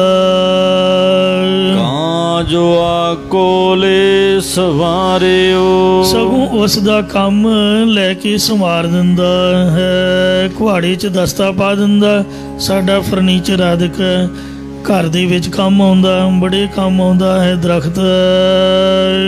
ਤਿਲ ਨ ਦੀਨੋ ਦੋਸ। ਥੋੜੇ ਮਾਤਰ ਵੀ ਕਿਸੇ ਨੂੰ ਦਰਖਤ ਦੋਸ਼ ਨਹੀਂ ਦੇਣਾ ਕਰਦਾ। ਇਸੇ ਤਰ੍ਹਾਂ ਭਾਵੇਂ ਕੋਈ ਤਿੱਖੇ ਸ਼ਸਤਰਾਂ ਨਾਲ ਸੰਤਾਂ ਦਾ ਸਰੀਰ ਕੱਟ ਦੇਵੇ, ਕੋਈ ਅਤਿਅੰਤ ਦੁੱਖ ਵੀ ਦੇਵੇ, ਤਾਂ ਵੀ ਮਨ ਵਿੱਚ ਉਹ ਕੋਈ ਰੋਸ ਨਹੀਂ ਕਰਦੇ। ਰੋਸ ਨਾ ਕਾਹੂ ਸੰਗ ਕਰੋ, ਆਪਣਾ ਵਿਚਾਰ ਹੋਏ ਨਿਮਾਨਾ ਜਗ ਰਹੋ, ਨਾਨਕ ਨਦਰੀ ਪਾਰ। ਵਾਹਿਗੁਰੂ ਦੀ ਕਿਰਪਾ ਦੇ ਨਾਲ ਸੰਸਾਰ ਸਮੁੰਦਰ ਤੋਂ ਪਾਰ ਉਤਰ ਜਾਂਦੇ ਨੇ। ਮਨ ਮੇਰੇ ਇਸ ਲਈ ਹੈ ਮੇਰਿਆ ਮਨਾ, ਰਾਮ ਰਉ ਨਿਤ ਨੀਤ। ਰਮੇ ਹੋਏ ਪਰਮੇਸ਼ਰ ਦੇ ਨਾਮ ਨੂੰ ਨਿਤ ਪ੍ਰਤੀ ਉਚਾਰਨ ਕਰੋ, ਸਿਮਰਨ ਕਰੋ ਜਾਂ ਨਿਤ ਸਰੂਪ ਪਰਮੇਸ਼ਰ ਦੇ ਜਸ ਨੂੰ ਪ੍ਰੀਤੀ ਰੂਪ ਰਸਨਾ ਦੁਆਰਾ ਸਦਾ ਉਚਾਰਨ ਕਰੋ। ਦਇਆਲ ਦੇਵ ਕਿਰਪਾਲ ਗੋਬਿੰਦ। ਦਇਆ ਦੇ ਘਰ ਪੂਜਨੀਕ ਪ੍ਰਕਾਸ਼ ਰੂਪ ਕਿਰਪਾਲੂ ਸਰੂਪ ਜੋ ਪਰਮੇਸ਼ਰ ਦੇ ਸੰਤ ਜਨ ਹਨ। ਸੋਨ ਸੰਤਨਾ ਕੀ ਰੀਤ। ਉਹਨਾਂ ਸੰਤ ਜਨਾਂ ਦੀ ਰੀਤੀ ਮਰਿਆਦਾ ਨੂੰ ਸੁਣਨਾ ਕਰੋ ਭਾਈ। ਰਹਾਉ ਵਿਸ਼ਰਾਮ ਦੇ ਕਰ ਫਰਮਾਨ ਕਰਦੇ ਨੇ। ਚਾਰਣ ਤਲੈ ਉਗਾਹੇ ਬੈਸਿਓ। ਸੋ ਮਲਾਹ ਨੇ ਵੇਖੋ ਉਸ ਖੱਟੇ ਬ੍ਰਿਕਸ਼ ਦੀ ਬੇੜੀ ਬਣਾਈ। ਫਿਰ ਉਸ ਬੇੜੀ ਨੂੰ ਮੁਸਾਫਿਰ ਆਪਣੇ ਪੈਰਾਂ ਥੱਲੇ ਦੱਬ ਕਰਕੇ ਉਸ ਦੇ ਵਿੱਚ ਬੈਠ ਜਾਂਦਾ ਹੈ। ਸ਼ਰਮ ਨਾ ਰਹਿਓ ਸਰੀਰ। ਨਦੀ ਦੀ ਤਾਜ਼ੀ ਹਵਾ ਲੱਗਣ ਕਰਕੇ ਉਹਦੇ ਸਰੀਰ ਦੀ ਤਨ ਦੀ ਸ਼ਰਮ ਥਕਾਵਟ ਨਹੀਂ ਰਹਿੰਦੀ ਹੈ। ਮਹਾਸਾਗਰ ਨਹਿ ਵਿਆਪੈ। ਉਸ ਪੁਰਸ਼ ਨੂੰ ਬੇੜੀ ਵਿੱਚ ਬੈਠਣ ਕਰਕੇ ਵੱਡੇ ਸਮੁੰਦਰ ਭਾਵ ਅਥਾਹ ਪਾਣੀ ਦੀਆਂ ਲਹਿਰਾਂ ਨਹੀਂ ਵਿਆਪਦੀਆਂ। ਖਿਨ ਹੈ ਉਤਰਿਓ ਤੀਰ। ਪਰ ਉਹ ਇੱਕ ਖਿਣ ਦੇ ਵਿੱਚ ਭਾਵ ਥੋੜੇ ਸਮੇਂ ਵਿੱਚ ਹੀ ਪਾਰਲੇ ਕਿਨਾਰੇ ਤੇ ਉਤਰ ਜਾਂਦਾ। ਵੇਖੋ ਦਰਖਤ ਨੂੰ ਕੱਟਿਆ ਪਰ ਉਹਨੇ ਗੁੱਸਾ ਨਹੀਂ ਕੀਤਾ। ਬੇੜੀ ਬਣ ਕੇ ਪੂਰਾਂ ਦੇ ਪੂਰ ਪਾਰ ਲੰਘਾ ਦਿੱਤੇ। ਇਸੇ ਪ੍ਰਕਾਰ ਸੰਤ ਜਨ ਸਾਰਿਆਂ ਦੇ ਚਰਨਾਂ ਦੇ ਤਲੇ ਭਾਵ ਧੂੜ ਬਣੇ ਰਹਿੰਦੇ। ਉਹਨਾਂ ਦੀ ਸਾਧ ਸੰਗਤ ਰੂਪ ਨੌਕਾ ਵਿੱਚ ਜੋ ਵੀ ਆਪਣੇ ਸੰਕਲਪ ਦੱਬ ਕੇ ਬੈਠ ਜਾਂਦਾ ਹੈ ਉਸ ਨੂੰ ਜੂਨਾਂ ਵਿੱਚ ਭਰਮਣ ਰੋਗ ਸਰੀਰ ਦੀਆਂ ਥਕਾਵਟਾਂ ਨਹੀਂ ਰਹਿੰਦੀਆਂ। ਸੰਸਾਰ ਸਮੁੰਦਰ ਦੇ ਪਦਾਰਥ ਰੂਪ ਪਾਣੀ ਵਿੱਚ ਡੁੱਬਣ ਦਾ ਡਰ ਵੀ ਨਹੀਂ ਉਹਨੂੰ ਲੱਗਦਾ। ਅਤੇ ਸਾਧ ਸੰਗਤ ਦੀ ਕਿਰਪਾ ਦੁਆਰਾ ਇੱਕ ਖਿਣ ਵਿੱਚ ਹੀ ਮੁਕਤੀ ਰੂਪ ਪਾਰਲੇ ਕਿਨਾਰੇ ਤੇ ਉਤਰ ਜਾਂਦਾ ਹੈ। ਚੰਦਨ ਅਗਰ ਕਪੂਰ ਲੇਪਨ। ਪੰਜਾਂ ਤੱਤਾਂ ਦੁਆਰਾ ਸੰਤਾਂ ਦੀ ਹੁਣ ਗੁਣ ਕਥਨ ਕਰਦੇ ਨੇ। ਪਹਿਲਾਂ ਧਰਤੀ ਦਾ ਦ੍ਰਿਸ਼ਟਾਂਤ ਦਿੰਦੇ ਨੇ। ਜਿਵੇਂ ਜੋ ਮਨੁੱਖ ਧਰਤੀ ਦੇ ਉੱਪਰ ਚੰਦਨ ਅਗਰ ਦੀ ਲੱਕੜੀ ਅਤੇ ਮੁਸ਼ਕਪੂਰ ਆਦਿਕ ਸੁਗੰਧਿਤ ਪਦਾਰਥਾਂ ਦਾ ਲੇਪਨ ਕਰਦਾ ਹੈ। ਤਿਸ ਸੰਗੇ ਨਹੀਂ ਪ੍ਰੀਤ, ਧਰਤੀ ਤਿਸ ਦੇ ਨਾਲ ਕੋਈ ਪ੍ਰੀਤੀ ਪ੍ਰੇਮ ਨਹੀਂ ਕਰਦੀ। ਤਿਸਟਾ ਮੂਤਰ ਖੋਦ ਤਿਲ ਤਿਲ, ਧਰਤੀ ਤੇ ਭਾਵੇਂ ਕੋਈ ਗੰਦਗੀ ਮੂਤਰ ਪਿਸ਼ਾਬ ਕਰਦਾ, ਭਾਵੇਂ ਕੋਈ ਰੱਤਾ ਰੱਤਾ ਕਰਕੇ ਪੁੱਟਣਾ ਕਰਦਾ ਹੈ। ਮਨ ਨਾ ਮਨੀ ਵਿਪਰੀਤ, ਪਰ ਧਰਤੀ ਆਪਣੇ ਮਨ ਵਿੱਚ ਵਿਰੋਧ ਭਾਵ ਨਹੀਂ ਮੰਨਦੀ। ਇਸੇ ਪ੍ਰਕਾਰ ਜੇਕਰ ਕੋਈ ਸੰਤ ਜਨ ਆਗੇ ਚੰਦਨ ਅਗਰ ਕਪੂਰ ਆਦਿ ਦੀ ਸੁਗੰਧੀ ਤਖਾਉਣਾ ਕਰੇ, ਸੰਤਾਂ ਦੀ ਵਡਿਆਈ ਕਰੇ ਕਿ ਸੰਤ ਜਨ ਚੰਦਨ ਦੀ ਤਰ੍ਹਾਂ ਵਿਰਾਗਮਾਨ ਨੇ, ਅਗਰ ਦੀ ਤਰ੍ਹਾਂ ਨਿਸ਼ਕਾਮ ਕਰਮਾਂ ਵਾਲੇ ਨੇ, ਕਪੂਰ ਤੋਂ ਭਾਵ ਮਾਂ ਵਾਕਾਂ ਦੀ ਉਚਾਰਨ ਵਾਲੇ ਨੇ, ਇਤਿਆਦਿਕ ਉਸਤਤ ਰੂਪ ਲੇਪਨ ਕਰੇ ਤਾਂ ਉਸ ਨਾਲ ਸੰਤ ਜਨ ਮੋਹ ਨਹੀਂ ਕਰਦੇ।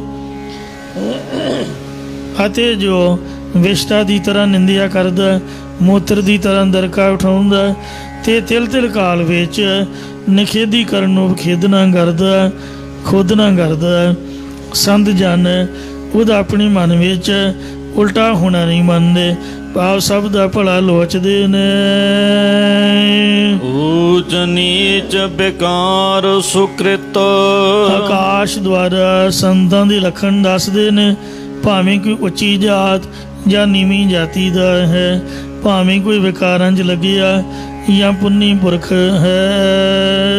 ਸੰਗ ਲਗਨ ਸਭ ਸੁਖ ਛਤਰ, ਪਰ ਆਕਾਸ਼ ਸਾਰਿਆਂ ਦੇ ਵਿੱਚ ਸੰਗ ਭਲੀ ਪ੍ਰਕਾਰ ਲੱਗਿਆ ਮਿਲਿਆ ਰਹਿੰਦਾ ਹੈ ਅਤੇ ਸਾਰਿਆਂ ਦਾ ਹੀ ਸੁੱਖਾਂ ਦਾ ਛਤਰ ਬਣਿਆ ਰਹਿੰਦਾ ਹੈ। ਨਿਤਰ ਸਤਰ ਨਾ ਕਛੂ ਜਾਣੈ, ਆਕਾਸ਼ ਨਾ ਕਿਸੇ ਨੂੰ ਮਿੱਤਰ ਦੋਸਤ ਸਮਝਦਾ, ਨਾ ਹੀ ਕਿਸੇ ਨੂੰ ਕੁਝ ਆਪਣਾ ਦੁਸ਼ਮਣ ਜਾਣਦਾ ਹੈ। ਸਰਬ ਜੀ ਅਸਮਤ, ਉਹ ਸਾਰੇ ਜੀਵਨ ਦੇ ਵਿੱਚ ਇੱਕ ਸਮਾਨ ਹੋ ਕੇ ਮਿਲਿਆ ਹੋਇਆ ਹੈ। ਇਸੇ ਤਰ੍ਹਾਂ ਸੰਤ ਜਨਾਂ ਬਾਸ ਕੋਈ ਉੱਚੀ ਜਾਤੀ ਜਾਂ ਨੀਵੀਂ ਜਾਤੀ ਵਾਲਾ ਆ ਜਾਏ, ਭਾਵੇਂ ਕੋਈ ਵਿਕਾਰੀ ਜਾਂ ਪੁੰਨੀ ਪੁਰਖ ਆ ਜਾਏ, ਉਹ ਸਭਨਾਂ ਦੇ ਵਿੱਚ ਭਲੀ ਪ੍ਰਕਾਰ ਮਿਲੇ ਹੋਏ ਰਹਿੰਦੇ ਅਤੇ ਸਾਰਿਆਂ ਨੂੰ ਛਤਰ ਰੂਪ ਹੋ ਕੇ ਸੁੱਖ ਦੇਣ ਵਾਲੇ ਹੁੰਦੇ ਨੇ, ਜਾਂ ਸਾਰਿਆਂ ਦੇ ਹਿਰਦੇ ਅੰਦਰ ਪ੍ਰਭੂ ਦਾ ਜਸ ਰੂਪ ਛਤਰ ਫੈਲਾਉਣ ਵਾਲੇ ਨੇ। ਚਾਹੇ ਕੋਈ ਉਹਨਾਂ ਨਾਲ ਵੈਰ ਜਾਂ ਦੋਸਤੀ ਕਰੀ ਜਾਏ, ਪਰ ਸੰਤ ਜਨ ਦੋਹਾਂ 'ਚ ਮਿੱਤਰਤਾ ਦੁਸ਼ਮਣੀ ਕੁਝ ਨਹੀਂ ਜਾਣਦੇ, ਸਾਰੇ ਜੀਵਾਂ ਵਿੱਚ ਸਮਾਨਤਾ ਨਾਲ ਵਰਤਦੇ ਹਨ। ਘਰ ਪਰਗਾਸ ਪ੍ਰਚੰਡ ਪ੍ਰਗਟਿਓ, ਹੁਣ ਸੂਰਜ ਦਾ ਦ੍ਰਿਸ਼ਟਾਂਤ ਦੇ ਕੇ ਸੰਤਾਂ ਦੇ ਲੱਖਣ ਦੱਸਦੇ ਨੇ। ਜਿਸ ਪ੍ਰਕਾਰ ਪ੍ਰਚੰਡ ਸੂਰਜ ਆਪਣੀਆਂ ਕਿਰਨਾਂ ਨਾਲ ਚਾਨਣਾ ਕਰਦਾ ਹੋਇਆ ਪ੍ਰਗਟ ਹੁੰਦਾ ਹੈ। ਅੰਧਕਾਰ ਬਿਨਾਸ, ਉਸ ਵੇਲੇ ਹਨੇਰਾ ਨਾਸ਼ ਹੋ ਜਾਂਦਾ ਹੈ। ਪਵਿੱਤਰ ਅਪਵਿੱਤਰਤਾ ਹੈ ਕਿਰਨ ਲਾਗੇ, ਪਵਿੱਤਰ ਅਪਵਿੱਤਰ ਹੈ ਕਿਰਨ ਲਾਗੇ। ਸਾਫ ਥਾਵਾਂ ਅਤੇ ਮੰਦੀਆਂ ਰੂੜੀਆਂ ਆਦਿਕ ਦੀਆਂ ਥਾਵਾਂ ਵਿੱਚ ਉਸ ਦੀਆਂ ਕਿਰਨਾਂ ਲੱਗਦੀਆਂ ਹਨ। ਮਨ ਨਾ ਭਇਓ ਬੇਖਾਦ, ਪਰ ਸੂਰਜ ਦੇ ਮਨ ਹਿਰਦੇ ਵਿੱਚ ਕੋਈ ਦੁੱਖ ਨਹੀਂ ਹੁੰਦਾ। ਇਸੇ ਪ੍ਰਕਾਰ ਸੰਤ ਜਨਾਂ ਦੇ ਹਿਰਦੇ ਅੰਦਰ ਬ੍ਰਹਮ ਗਿਆਨ ਰੂਪੀ ਸੂਰਜ ਪਰੋਖ ਅਪਰੋਖ ਗਿਆਨ ਰੂਪ ਕਿਰਨਾਂ ਨਾਲ ਚਾਨਣਾ ਕਰਦਾ ਹੋਇਆ ਪ੍ਰਗਟ ਹੋ ਜਾਂਦਾ ਹੈ, ਜਿਸ ਕਰਕੇ ਅਗਿਆਨ ਦਾ ਹਨੇਰਾ ਨਾਸ਼ ਹੋ ਜਾਂਦਾ ਹੈ। ਕੋਈ ਪਵਿੱਤਰ ਭਾਵ ਪੁੰਨੀ ਪੁਰਖ ਅਤੇ ਕੋਈ ਅਪਵਿੱਤਰ ਹੈ ਪਾਪੀ ਪੁਰਖ ਸੰਤ ਜਨਾਂ ਕੋਲ ਆ ਜਾਏ, ਸਭ ਨੂੰ ਗਿਆਨ ਰੂਪੀ ਕਿਰਨਾਂ ਲਗਾਉਂਦੇ ਭਾਵ ਸਭ ਦਾ ਭਲਾ ਕਰਦੇ ਨੇ ਅਤੇ ਉਹਨਾਂ ਦੇ ਮਨ ਵਿੱਚ ਕੋਈ ਦੁੱਖ ਪ੍ਰਤੀਤ ਨਹੀਂ ਹੁੰਦਾ ਹੈ। ਸ਼ੀਤ ਮੰਦ ਸੁਗੰਧ ਚਲਿਓ, ਜਿਵੇਂ ਹਵਾ ਠੰਡੀ ਹੌਲੀ ਹੌਲੀ ਤੇ ਸੁਗੰਧੀ ਵਾਲੀ ਹੋ ਕੇ ਚੱਲਦੀ ਹੈ। ਸਰਬ ਥਾਨ ਸਮਾਨ ਸਾਰੀਆਂ ਥਾਵਾਂ 'ਚ ਬਰਾਬਰ ਹੋ ਕੇ ਚੱਲਦੀ ਹੈ। ਜਹਾਂ ਸਾ ਕਿਛ ਤਹਾਂ ਲਾਗਿਓ ਜਿੱਥੇ ਜਿਹੋ ਜਿਹਾ ਪਦਾਰਥ ਜੋ ਕੁਝ ਵੀ ਹੁੰਦਾ ਉੱਥੇ ਉਹੋ ਜਿਹੀ ਹੋ ਕੇ ਲੱਗਦੀ ਹੈ। ਦਿਲ ਨਾ ਸ਼ੰਕਾ ਮਾਨ ਰੰਜਕ ਮਾਤਰ ਵੀ ਸ਼ੰਕਾ ਨਹੀਂ ਮੰਨਦੇ। ਇਸੇ ਪ੍ਰਕਾਰ ਸੰਤ ਜਨ ਸੀਤਲ ਬਚਨ ਬੋਲਦੇ, ਹੌਲੀ ਹੌਲੀ ਧੀਰਜਤਾ ਨਾਲ ਭਗਤੀ ਦੀ ਸੁਗੰਧੀ ਸਹਿਤ ਚੱਲਦੇ ਨੇ ਅਤੇ ਸਾਰੀਆਂ ਥਾਵਾਂ 'ਚ ਇੱਕ ਬਰਾਬਰ ਬਿਰਤੀ ਰੱਖਦੇ। ਸਭ ਥਾਵਾਂ 'ਚ ਪਰਮੇਸ਼ਰ ਦੀ ਜੋਤ ਸਮਾਈ ਹੋਈ ਜਾਣਦੇ। ਜਿਹੋ ਜਿਹਾ ਉਹਨਾਂ ਨੂੰ ਕੋਈ ਪੁਰਸ਼ ਮਿਲਦਾ ਉਹਨੂੰ ਉਸੇ ਪ੍ਰਕਾਰ ਕਲਿਆਣ ਕਰਨੇ ਵਾਲੇ ਹੋ ਕੇ ਮਿਲਦੇ ਨੇ, ਲੱਗਦੇ ਨੇ। ਤੇ ਤਿਲ ਮਾਤਰ ਵੀ ਉਹਨਾਂ ਦੇ ਕਰਮਾਂ ਸੁਕਰਮਾਂ ਦੀ ਸ਼ੰਕਾ ਨਹੀਂ ਮੰਨਦੇ। ਭਾਵ ਉਹਨਾਂ ਦੇ ਜੀਵਨ ਪਾਪਾ ਪੁੰਨਾਂ ਤੋਂ ਨਿਰਲੇਪ ਰਹਿੰਦੇ ਹਨ। ਸੁਭਾਏ ਅਭਾਏ ਜੋ ਨਿਕਟ ਆਵੈ। ਅੱਗ ਇਹਦੀ ਉਦਾਹਰਨ ਦੇ ਕੇ ਸੰਤਾਂ ਦੇ ਲੱਖਣ ਸਪਸ਼ਟ ਕਰਦੇ ਨੇ। ਸੁਭਾਏ ਚੰਗੀ ਭਾਵਨਾ ਧਾਰ ਕੇ ਜਾਂ ਅਪਾਏ ਭਾਵਨਾ ਤੋਂ ਬਿਨਾਂ ਜਿਹੜਾ ਵੀ ਅੱਗ ਦੇ ਨੇੜੇ ਆ ਜਾਵੇ ਸੀਤ ਤਾਂ ਕਾਂ ਜਾਏ ਉਹਦਾ ਸਰਦੀ ਦੀ ਰੁੱਤ ਵਿੱਚ ਠੰਡ ਦਾ ਦੁੱਖ ਚਲਿਆ ਜਾਂਦਾ ਹੈ। ਆਪ ਪਰ ਕਾ ਕਛ ਨਾ ਜਾਣੈ ਆਪਣਾ ਤੇ ਪਰਾਈ ਦਾ ਭੇਦ ਭਾਵ ਕੁਝ ਨਹੀਂ ਜਾਣਦੀ ਅੱਗ। ਸਦਾ ਸਹਿਜ ਸੁਭਾਏ ਸਹਿਜੇ ਹੀ ਅੱਗ ਦਾ ਐਸਾ ਸੁਭਾਵ ਹੈ। ਇਸ ਪ੍ਰਕਾਰ ਅੱਗ ਦੇ 4 ਸੁਭਾਅ ਨੇ। ਭਾਵ ਸ਼ੇਰ ਆਦਿ ਦੇ ਭੈ ਤੋਂ ਨਿਰਭੈ ਕਰਦੀ ਹੈ, ਪ੍ਰਕਾਸ਼ ਕਰਦੀ ਹੈ, ਠੰਡ ਲਾਉਂਦੀ ਹੈ ਅਤੇ ਸਾੜਦੀ ਹੈ। ਇਸੇ ਤਰ੍ਹਾਂ ਸੰਤ ਜਨਾਂ ਦੀ ਸੰਗਤ 'ਚ ਕੋਈ ਸ਼ਰਧਾ ਭਾਵਨਾ ਜਾਂ ਭਾਵਨਾ ਤੋਂ ਬਿਨਾਂ ਨੇੜੇ ਆ ਜਾਂਦਾ, ਉਹਨਾਂ ਦਾ ਪਾਪਾਂ ਰੂਪੀ ਠੰਡ ਪਾਲੇ ਦਾ ਦੁੱਖ ਚਲਿਆ ਜਾਂਦਾ। ਆਪਣੇ ਬੁਰਾਈ ਦੇ ਭੇਦ ਭਾਵ ਨੂੰ ਸੰਤ ਜਨ ਕੁਝ ਨਹੀਂ ਜਾਣਦੇ। ਹਮੇਸ਼ਾ ਸ਼ਾਂਤ ਸੁਭਾਅ ਧਾਰਨ ਕਰਕੇ ਰੱਖਦੇ। ਅੱਗ ਵਾਂਗ ਸੰਤ ਜਨਾਂ ਦੇ ਵੀ 4 ਸੁਭਾਅ ਨੇ। ਕਾਲ ਰੂਪੀ ਸ਼ੇਰ ਦਾ ਭੈ ਮਿਟ ਕੇ ਨਿਰਭੈ ਕਰ ਦਿੰਦੇ, ਗਿਆਨ ਦਾ ਪ੍ਰਕਾਸ਼ ਕਰਦੇ, ਪਾਪਾਂ ਰੂਪ ਪਾਲੇ ਨੂੰ ਲਾ ਕੇ ਅਗਿਆਨ ਰੂਪ ਕੂੜੇ ਕਚੜੇ ਨੂੰ ਸਾੜ ਦਿੰਦੇ ਹਨ। ਚਾਰਨ ਸਰਨ ਸਨਾਥ ਉਹ ਮਨ ਸੰਤ ਜਨ ਪਾਤਸ਼ਾਹ ਜੀ ਫਰਮਾਉਂਦੇ ਨੇ ਰੰਗ ਰਾਤੇ ਲਾਲ ਪਿਆਰੇ ਪਰਮੇਸ਼ਰ ਦੇ ਪ੍ਰੇਮ ਦੇ ਵਿੱਚ ਰਤੇ ਹੋਏ ਨੇ। ਉਹਨਾਂ ਗੁਰਮੁਖਾਂ ਦੇ ਚਰਨਾਂ ਦੀ ਓਟ ਵਿੱਚ ਪੈ ਕੇ ਇਸ ਮਨ ਦੀ ਕਲਿਆਣ ਹੁੰਦੀ ਹੈ। ਗੋਪਾਲ ਗੁਣ ਨਿਤ ਗਾਉ ਨਾਨਕ ਸਤਿਗੁਰੂ ਮਹਾਰਾਜ ਸਾਹਿਬ ਜੀ ਕਥਨ ਕਰਦੇ ਨੇ ਕਿ ਹੇ ਮੇਰਿਆ ਮਨਾ ਪਰਮੇਸ਼ਰ ਦੇ ਗੁਣਾਂ ਨੂੰ ਤੂੰ ਨਿਤਾ ਪ੍ਰਤੀ ਗਾਉਣਾ ਕਰ। ਭਏ ਪ੍ਰਭ ਕਿਰਪਾਲ ਸੋ ਜੋ ਗਾਉਂਦੇ ਨੇ ਉਹਨਾਂ ਉੱਪਰ ਪਰਮੇਸ਼ਰ ਜੀ ਸਾਧ ਸੰਗਤ ਜੀਓ ਕਿਰਪਾਲੂ ਹੋ ਜਾਂਦੇ ਨੇ।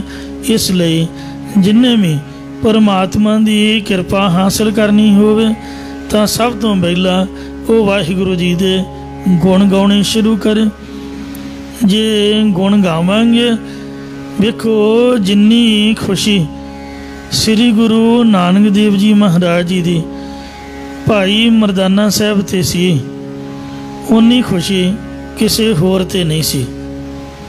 ਸਕੇ ਸਤਿਗੁਰੂ ਮਹਾਰਾਜ ਜੀ ਦੇ ਆਪ ਦੇ ਮਹਿਲ ਜੋ ਮਾਤਾ ਸੁਲੱਖਣੀ ਜੀ ਸਨ, ਉਹਨਾਂ ਦੇ ਵੀ ਮਹਾਰਾਜ ਉਹਨੇ ਖੁਸ਼ ਨਹੀਂ ਸਨ ਜਿੰਨੇ ਭਾਈ ਮਰਦਾਨਾ ਸਾਹਿਬ 'ਤੇ। ਆਪਦੀ ਮਾਤਾ 'ਤੇ ਵੀ ਉਹਨੇ ਖੁਸ਼ ਨਹੀਂ ਸਨ। ਇਉਂ ਗੁਰੂ ਮਹਾਰਾਜ ਨੇ ਸਾਰੀ ਉਮਰ ਆਪਦੇ ਚਰਨਾਂ ਦੇ ਵਿੱਚ ਭਾਈ ਮਰਦਾਨਾ ਸਾਹਿਬ ਨੂੰ ਜਗ੍ਹਾ ਦੇ ਕੇ ਰੱਖੀ। ਇਸ ਲਈ ਜੇ ਵਾਹਿਗੁਰੂ ਦੀ ਕਿਰਪਾ ਹਾਸਲ ਕਰਨੀ ਹੋਵੇ ਜਾਂ ਤਾਂ ਕੀਰਤਨ ਕਰੋ ਜਾਂ ਕਥਾ ਕਰੋ ਜਾਂ ਗੁਰਬਾਣੀ ਦਾ ਪਾਠ ਗੁਰੂ ਮਹਾਰਾਜ ਦੇ ਸਨਮੁਖ ਬੈਠ ਕੇ। ਹੋਰ ਨਹੀਂ ਕੁਝ ਕਰ ਸਕਦੇ ਤਾਂ ਸੁਖਮਨੀ ਸਾਹਿਬ ਦਾ ਪਾਠ ਹੀ ਪੜ੍ਹੀਏ, ਜਿਹਦੇ ਨਾਲ ਮਹਾਰਾਜ ਸੱਚੇ ਪਾਤਸ਼ਾਹ ਪ੍ਰਸੰਨ ਹੋਣ। ਪਾਠ ਦੇ ਵਿੱਚ ਗੁਰਬਾਣੀ ਦੇ ਵਿੱਚ ਵਾਹਿਗੁਰੂ ਜੀ ਦੇ ਗੁਣ ਉਚਾਰਨ ਕੀਤੇ ਹੋਏ ਹਨ। ਇੱਥੇ ਸਾਧ ਸੰਗਤ ਜੀਓ ਲੜੀਵਾਰ ਕਥਾ ਦੀ ਸਮਾਪਤੀ ਹੈ। ਭੁੱਲਾਂ ਚੁੱਕਾ ਖਿਮਾ ਕਰੋ। ਅੱਗੇ ਤੋਂ ਸਮਤ ਬਖਸ਼ੋ। ਚਰਨ ਸਰਨ ਸਨਾਥ ਹੋ ਮਨ ਰੰਗ ਰਾਤੇ ਲਾਲ। ਗੋਪਾਲ ਗੁਣ ਨਿਤ ਗਾਓ ਨਾਨਕ ਭਈ ਪ੍ਰਭ ਕਿਰਪਾਲ। ਵਾਹਿਗੁਰੂ ਜੀ ਕਾ ਖਾਲਸਾ ਵਾਹਿਗੁਰੂ